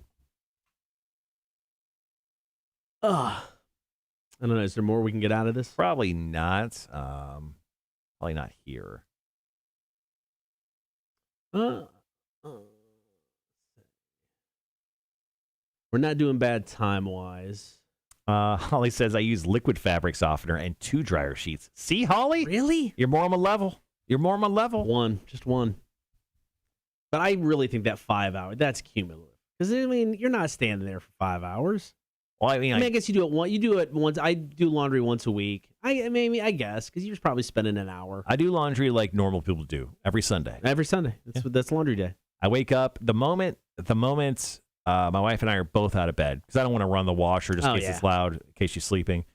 Because I get up stupid early. I'll start laundry pretty quickly. Like usually by 10 a.m. the washer is running in my house. Yeah, I would say that's about right for us. Yeah. Because we separate clothes in the bedroom, so, I mean, I'm not going to do anything if, the wife's still sleeping. I don't separate clothes. I don't know. Are you supposed to do that? I'll do the towels by themselves. Sure. And then I'll do just clothes. I mean, it's like, I don't know. We just separate them. Yeah. Darks, lights, colors. Nope. That sounds like a lot of work. Maybe that's why it takes you. Maybe that's why you spend like 5 hours a week doing or a month doing laundry. Maybe. I still don't think it takes 5. I don't know. Maybe it does. I will say, doing laundry now without kids, super quick. It's pretty fantastic. Doing laundry. The one thing that's a pain in the ass, and my wife has done this a majority, is the cats at night, because we still have 4 fosters, so that's a lot of effing litter boxes. Yeah. So my wife has done a majority of that. That's the one bigger pain in the ass now that the kids aren't here. Mm-hmm. The dishes with just the 2 of us, super easy. I mean, that's nothing. But the laundry, or not the laundry, the litter box stuff for the cats, that's the biggest pain in the ass that we have to worry about. Let's do Welcome to Rockville here. Yeah, it's cool. We don't know the bands yet, do we? No, I don't believe so. They didn't give a time, but my guess is they'll announce it here in between 10 and 12. Right.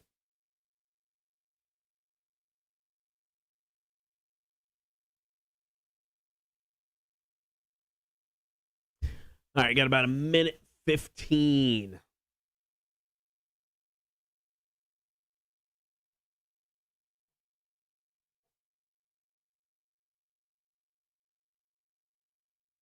Just checking real quick on if they have posted anything. Doesn't look like they have. Nope. We can bring up Pop Evil here if you want as well with the replacement date. Yeah.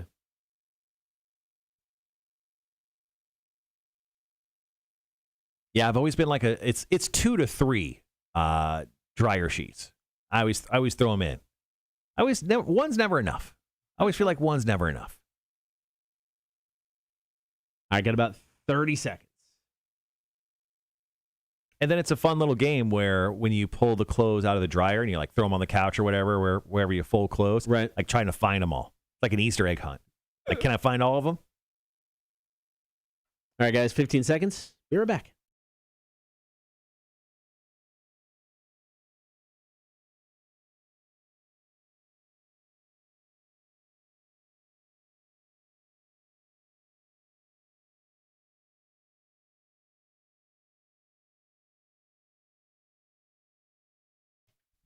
So last week it was announced that 2 of the Thursday bands at Welcome to Rockville, I don't know, 9 Inch Nails and the Deftones, kind of big deals, have canceled all their shows in 2021 because of the pandemic. That includes the Welcome to Rockville date. So that left 2 gaping holes in the Thursday night lineup of Welcome to Rockville. So Welcome to Rockville yesterday on their Facebook page put a post up saying, "Heads up, Rockvillians. We'll be dropping the updated lineup tomorrow with your 2 Thursday replacement bands, plus a special surprise." So I'm guessing they're probably adding at least 3-ish bands. Maybe they're adding a host to Welcome to Rockville as a whole. I mean, Steve-O, he's hosting another rock festival up north. So maybe that's a special surprise. We don't know. My guess is the announcement will be done at least by 12 noon today. They're usually pretty good with their announcements being read around that time. So just a heads up, Welcome to Rockville replacement headliners, most likely, are coming up later today. I still have the thought that they may do a little switcheroo. Yeah. Like they'll pull Mudvayne from Sunday, put them as headliners for Thursday, and then maybe add in an extra band, maybe a host. I don't know. Yeah, I mean, they're going to have to do something. I mean, it's hard to top 9 Inch Nails. Right. I mean, it really is. I mean, so you got to do something on equal ground or it will be a letdown. I mean, it's always so weird. Anytime you have to replace somebody on a show or a festival, you're never going to make everybody happy. So it doesn't matter what you do, but you got to go big. Yeah, I mean, everybone's been talking about Slipknot as a potential replacement. And I have a story that may not let them be a replacement, but I would hope it's someone on a level quite like that. Yeah. And I would be very happy if Slipknot joined in there. And of course, there's a bunch of other bands, System of a Down. Yeah. People are saying Rage Against the Machine, which is just too wishful thinking, but I think there's a bunch of bands that kind of fill that hole. Now, speaking of some local shows that missed out on, or we thought we were going to miss out on because of COVID as well, Pop Evil, lead singer of the band, tested positive for COVID right before the scheduled date, which was supposed to be tonight at Victory North Savannah. Thankfully, they were able to get it rescheduled. One, I'm blown away with how quickly they got it rescheduled. Right. 2, how quickly the date is actually going to be here because it's going down next Tuesday. That's right. So Tuesday, August 31st, that is the reworked date for the Pop Evil show. They got 0936 on that show. It's going to be very, very cool. So if you haven't bought your tickets yet, go ahead and do so. And if you already do have your tickets, hold on to them. They'll still be good for the redo date, which is next Tuesday. All right, coming up next, Marshall's music news on the Cotter and Marshall Show, Rock 106.1. All right, we'll lead with the Corey Taylor story. All right, guys, thanks for hanging around and hanging with us on the chat this morning. Just 3 quick stories of Marshall's music news. Got a story about Corey Taylor, Tom Morello, and Metallica that we'll get to, and then we'll wrap the show for the day. Tomorrow on the show, what do we got? We got Quiz in the Face. I'll be getting quizzed in the face by you. Mm-hmm. We have Lauren coming in. Yep. Explain The Bachelor. Explain The Bachelor. And then, other stuff. There's the sun. The sun made its way out today. Thanks for coming to the party. So if it doesn't rain for the rest of the day, or at least for the next little while, I may try to squeeze in mowing my front yard because I just mowed my backyard. It literally rained on me for like 10 minutes straight, 5-10 minutes straight, right at the end of it. I don't know if that's good. I don't know if it's good for the lawnmower to be running when it's raining like that, but, it seemed fine. Sure, it was fine. Will I get to mowing my front yard? Asking the Magic 8 Ball. As I see it, yes. Okay. Sounds like positive news. I'll take that. Like that.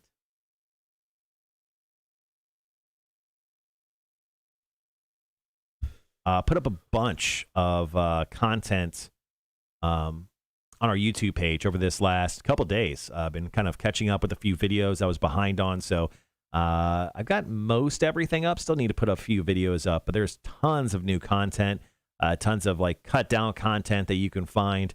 Every episode of Chicks on Dudes is available. Most episodes of Beer for Breakfast are available outside of the one we did on Friday. So yeah, I mean, we've got tons and tons of material and stuff. If you like hanging out with us, then you're going to love our YouTube channel. So just go to YouTube and search The Cotter and Marshall Show, and you'll be able to find all of our stuff there.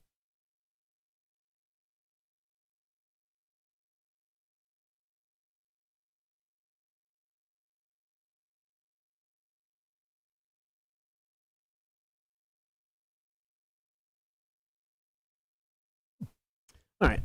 A couple of minutes in commercials. Got some Green Day. Going to get the long view. Then we'll kick off Marshall's Music News.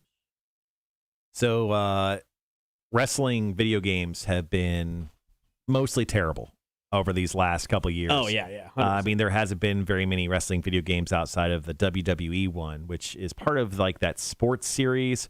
2K. 2K. So there is a new one coming out. And the last one was so bad that I think it almost killed the franchise. They took a year off. Yeah, they took a year off. So they're doing a new one called WWE 2K22. They say it's going to be releasing in March of 2022, and they're hoping that it's not a complete and utter crapsicle. It's the last one was so poorly reviewed. They WWE 2K19. This is a quick blurb from it. Looked like it stopped the downward trend for the series, but 2K20 doubles back, breaks its ankles, and tumbles down the slope. So 2K19 apparently was okay, and then 2K20 was horrific. Yeah, I got one. I want to say I got 18 maybe, and I got it after the fact. 17? I don't know. The last one I actually got and played, I did enjoy. But they've been a little rough. Yeah. Yeah, that 2K20, there's glitches and issues. I mean, it did not go well at all. Yeah, speaking of video games, I'm very close to beating Final Fantasy VII. I think I wound up putting, it's an RPG, so role-playing games definitely take longer than any other. I think I put I'm 35 or 37 hours into it. Damn. I played it for like 7 months, or not 7 months, excuse me, 2 months now. So, right. Like 15 hours a month or so. But that's a fun game. I love playing the original, which came out on PlayStation 1. So, yeah, it was fun that they've remade it for the PS4 cool. and 5. That's cool. Chris says the new Madden is still bad, surprising nobody. Yeah, I heard terrible things about the new Madden this year. I heard it's just ugly to play. Yeah, the new systems are bad. It's weird. Like, I don't watch much Twitch stuff, but sometimes when I go to Twitch, I do just enjoy watching people play Madden. Yeah. And there was a video that came out that was trending yesterday about the new Madden game. And it was this guy who was streaming, and there was like a glitch in the game. He was playing offense, and his entire offensive line knocked down every single person on the defense. And he called a running play, and he scored a touchdown. And his reaction to that was pretty hilarious. That's awesome. Let me see if I can find it real quick.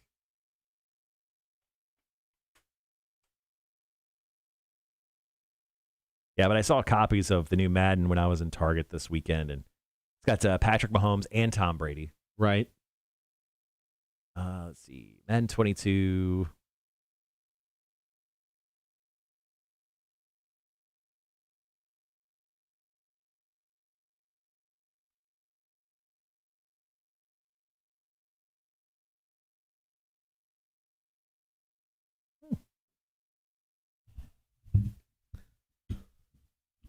I don't think this is it. Sorry, guys. I'm just trying to find that video for you because it's hilarious. Like, literally, his offensive line pushed down every single defensive player. I said that's apparently a feature, not a bug. Triggers when people only rush two guys. Got about 3 minutes, 15 seconds.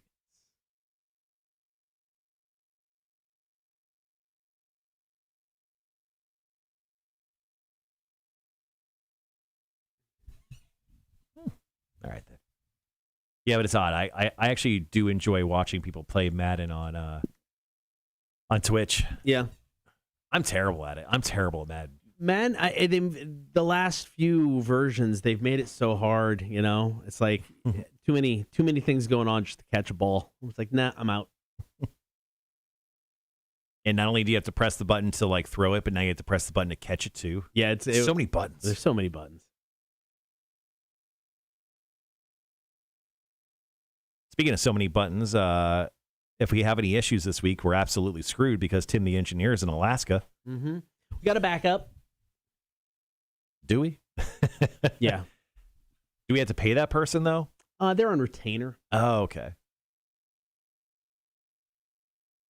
That's such a weird feature. Like, literally, every person on the line was knocked down. Like, every single one. Like, it just didn't look right. It looked like it was a glitch or something, apparently. That's a feature? That game sucks. Because you never, ever see that in a game.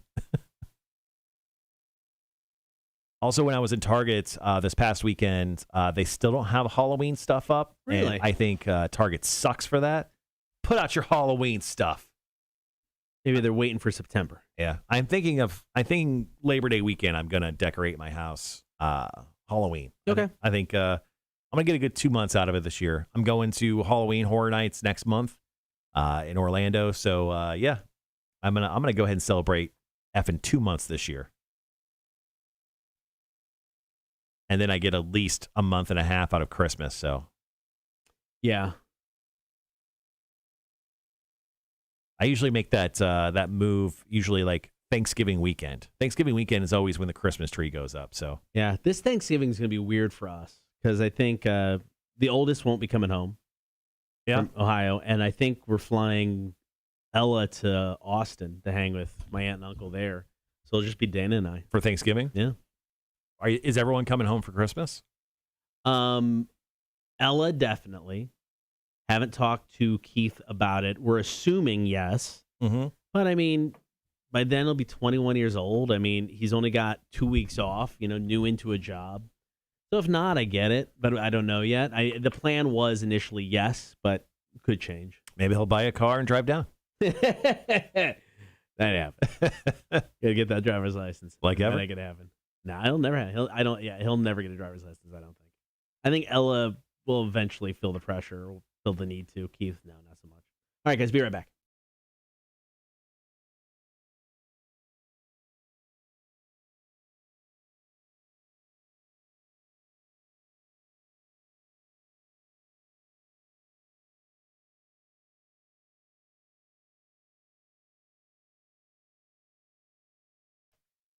Let's get into some Marshall's music news. Here is story number one. So Corey Taylor of Slipknot and Stone Sour fame, he is joining an exclusive club. Most recently joined by Jonathan Davis Korn and Lika Katie of Pop Evil. Yes, Corey Taylor has tested positive for COVID-19. Congratulations. Yeah, that's never good, man. Never good. Congratulations. Now, he was set to perform as a solo artist this weekend at a thing called Astronomicon. It's like I'm guessing a Comic-Con convention. I guess. But he was going to perform solo there. That's pretty cool. But unfortunately, he shared a video on Facebook revealing that, he regretted, not being able to be there, but he had COVID-19. And we actually have some audio from him. I wish I had better news. I woke up today and tested positive, and I'm very, very sick. So I'm not going to be able to make it this weekend, and I am absolutely devastated. I am so sorry. I hope everyone has a good time, and I promise you I will absolutely try to get that back there as soon as I can. I should be okay. It's just the flu. I'm vaccinated, so I'm not worried, but I certainly wouldn't want to spread it to anyone else. So everybody be safe out there, and thank you so much, and I will see you again, I promise. So it's definitely not the flu, because it went on to say that he actually did test positive for COVID-19. So Corey Taylor, hopefully your recovery is swift and good, and we'll be seeing him hopefully sooner than later. All right, more Marshall's music news coming up. Let's do some solo Corey Taylor. Black Eyes Blue, Cotter and Marshall, Rock 106.1. I think we'll probably and we'll go Tom Morello next. Yeah, let's go Tom Morello, then we'll wrap up with the Metallica story. Sounds good. He looked like hell in that video. Yeah, he did not look like he was having fun with life. There was a video he put out. That's where we grabbed that audio that you guys just heard on the stream. Yeah, he looked rough for sure.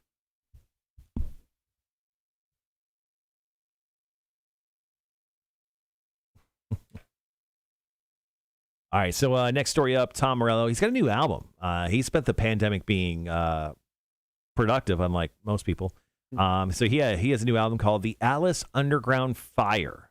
So we'll talk about that coming up here, coming up next here in about 2 minutes.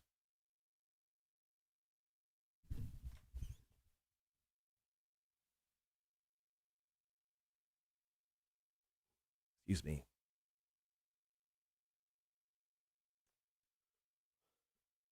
Wanda, Selena knows damn well that she is 100% correct in this. You guys should absolutely decorate early for Halloween.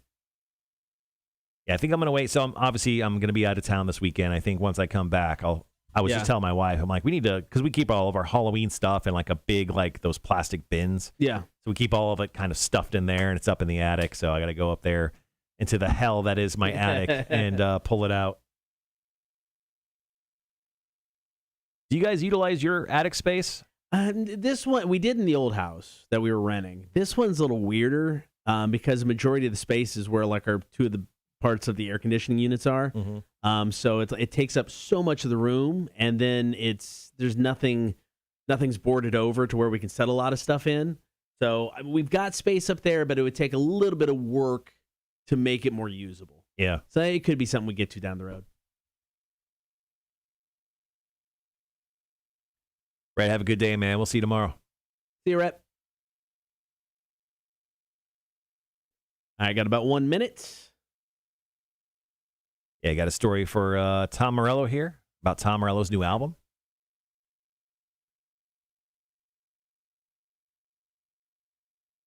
Then after that, we got a funny story about Metallica and one of their fans who think they got themselves, their hands on a leaked album.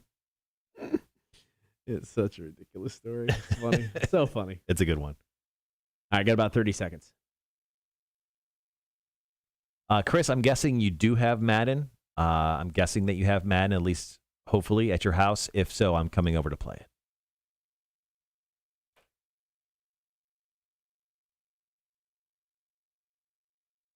But we'll play like gentlemen. Let's drink some whiskey. All right, guys, be right back.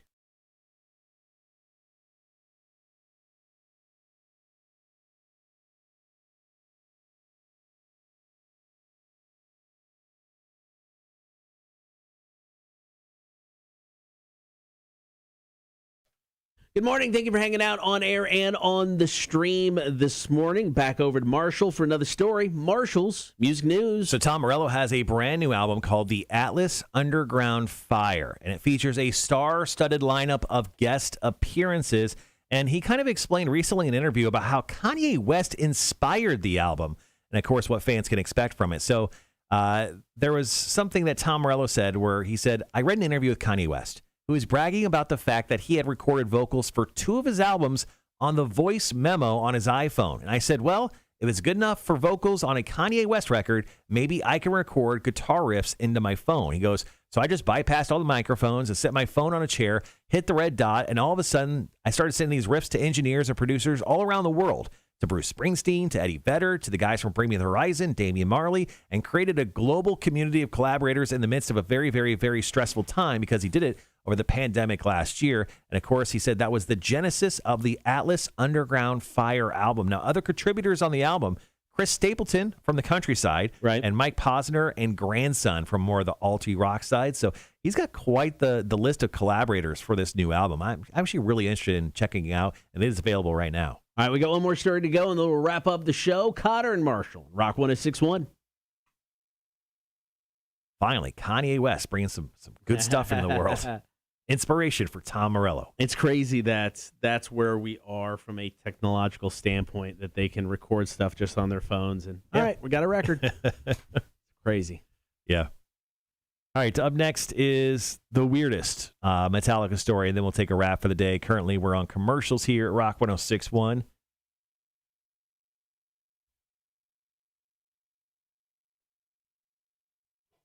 Yeah, I know, man. I did something to my back running because it's not the typical. Wait, you said it was your shins and my back. And then, you hurt both things. Yeah. So my shins. It was a twofer of injuries. My shins are just screaming at me like, "What the hell were you doing?" But it's like right here. It's not the normal lower back kind of pain. It's like I pulled a muscle. Oh, you like, have a new pain. Well, yeah, because it's like when I take a deep breath, it's like I broke a rib. It's that kind of, you feel it right back there. I don't know, man. I am old. Have you put your symptoms into like the doctor thing? I'm sure I've got online? cancer and will die tomorrow if I do, so I'm going to avoid that. I have not. I think you should. What is it? DMD? Try it out right now. Let's go. WebMD? Well, is it WebMD? Yeah, or something. Whatever the doctor thing is, where you can put your symptoms in. Here, I'll just. Pain in my left nut. rib cage. Okay, we're Googling it, guys. Oh, dear God. The most common cause of rib cage pain is costeochondritis. Yeah, you got that, dude. It occurs when the cartilage connecting your ribs to the sternum is inflamed. Okay, so it's not the front. So the sternum is the front. It's in the back. Yeah.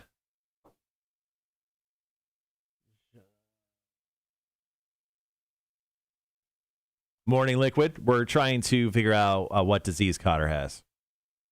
So Cotter went running this weekend, and not only do his shins hurt, shin splints maybe. Yeah, shins. It's definitely that. He's definitely got some pain in his back. It's a new pain that he's never experienced before. Every time he breathes, it hurts. All right, so what can cause back pain while breathing? I guess it's really not back pain, though. It's more, it's like ribs in the back here, though. Well, I mean, the ribs are part of your back. Well, I know, but it's not like typical back pain, because if that's the case, scoliosis, heart attack, obesity, well, there you go. Dude, Blood maybe you're cancer. having a heart attack. I don't think so. How long has it been? How long has your back been hurting? When I woke up this morning. Okay. How many donuts have you ate this morning? None. No donuts. I had a cheese stick, mozzarella, string cheese. That's clogging those veins, man. Liquid says shin splints and old age. That'll be $300, please. I don't accept health insurance. Oh, I know. I think. Because I don't this think is tough. It's none of those. It's none of those. I don't think you're having a heart attack. No. I'm not having a heart attack. It would be hilarious though, like if just like the jostling of running, you somehow like broke a rib or like tore like some ligaments that you never knew existed back there. Old and got brittle bones. Brittle bones. Not drinking enough milk. Yeah, you're like the guy from Unbreakable. But I'm Samuel L. Jackson. I'm very breakable. Super breakable. Yeah, I don't know. But yeah, the shins will be fine. The back thing's weird though. It's like I take a deep breath and it's like, you should Google "Will the pain in my back ever go away?" and see what it says. Well, here you can ask the Magic 8 Ball. Will the pain in my back ever go away? That's Magic. If you guys have any questions, hit us up with those questions on the Magic 8 Ball. Will the pain in Cotter's back ever go away? Very doubtful. Yeah, good. Should Cotter have gone golfing? Liquid points this out. Concentrate and asking, should Cotter have gone golfing instead of running? Don't count on it. Okay, well, all right. Yeah, the shin splints, that's from the running. What is a shin splint? I don't know. It's just pain in the front of your leg because your legs are all bitchy. What are shin splints? The term shin splints refers to pain along the shin bone. Thank you. Have a good day, Charles. There are common in runners, dancers, and military recruits. Medically known as medial tibial stress syndrome, shin splints often occur in athletes who have recently intensified or changed their training routines. I just, yes, because I wasn't doing anything. So, yeah, I would say you're like, out of the first three things you said, you're a dancer and you're a runner. So the increased activity overworks the muscles, tendons, and bone tissue. Yeah. So there you go. yeah, actually, it says right here, shin splints are micro tears in muscle and bone tissue. There's my problem right there. Yeah, you got some bitch-ass muscles. We knew that. But, yeah, so there you go. But I'm definitely going to stick with Greg's technique of the intervals and see if I can get some more distance out of when I just go run. I won't do minute a minute. I'll run longer and walk less since I'm not running up and down the bridge. But I mean, if I can even get 3 miles out instead of 1.5 miles doing the intervals, that'll be nice. So when you run with someone, are you trying to have a conversation with them? Because I hate that when I run. Gray, and he brought it up afterwards, and this is why I think he's really good. He's really good at being the person you're going to run with, especially if you're like me, who's trying to get back into it. He did a lot of talking, but he was like, I was talking just to keep you distracted, so you're not paying attention to the run. So he did way more talking than I did. Yeah, but he was like, I did that to keep you distracted, so you're not wondering where, how far have we been going, what's all this. So, he did a lot of talking. I don't mind it. It depends on. I mean, if I'm in like if I was running like a race, a 5K, and I was like, trying to do well, I would say no, less talking. But if I'm just out on a run, I don't care. Yeah, kind of like, that Disturbed song. I like the sound of silence when I'm running. Liquid says, I didn't even like driving over that bridge. Never going to run it. yeah, it sucked. And it's like, so we were running. So, like I said, we're doing the intervals, walk a minute, run a minute. So we were close-ish to the top, coming from the South Carolina side, over into Savannah. And we were close-ish. And then, we're walking, and then the timer goes off, so it's our minute to run. And Greg's like, think we can make it up to the top of this interval? I went, nope. I think it took us about 3 more. Like, nope, no, we can't. Yeah, it's weird, because of the height thing. It's always there because you're up so high, and the cars are just flying over. But no, it was all right. So Hefe is sitting on top of the tiki guy. Yeah. Just staring at me. It's very creepy. I'm sure he's sleeping, but I fed him good this morning. I gave him some extra pieces because I don't think anyone came in yesterday to feed him. Sorry, guys. We're not abusing our fish. Just over 2 minutes. Yeah, I did not make it into work this weekend.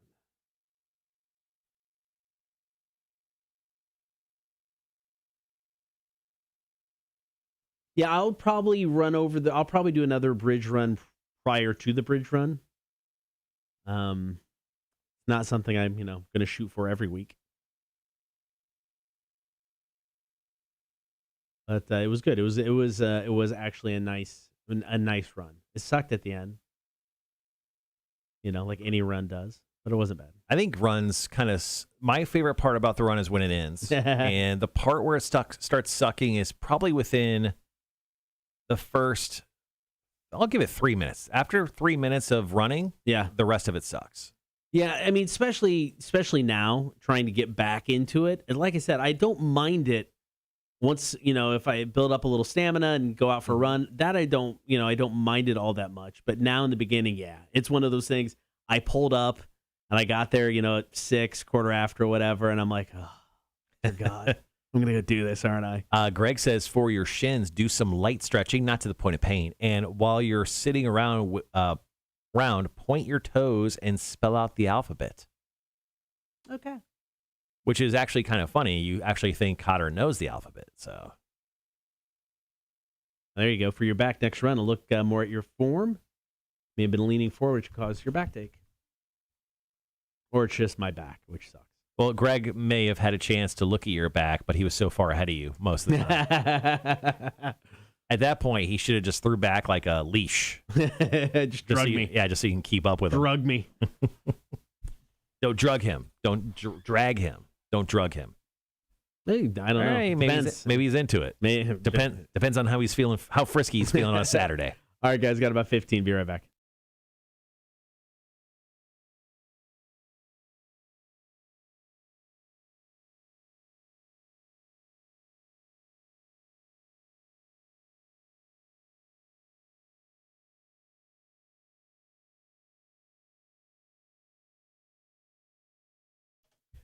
Before we get out of here, one more time, Marshall's music news. So over the weekend, a Metallica fan on Reddit posted that they have got the leak of the brand new Metallica album. This is awesome. Well, the new album is entitled Hardwired to Self-Destruct. Now, you guys may know this title because it came out in 2016.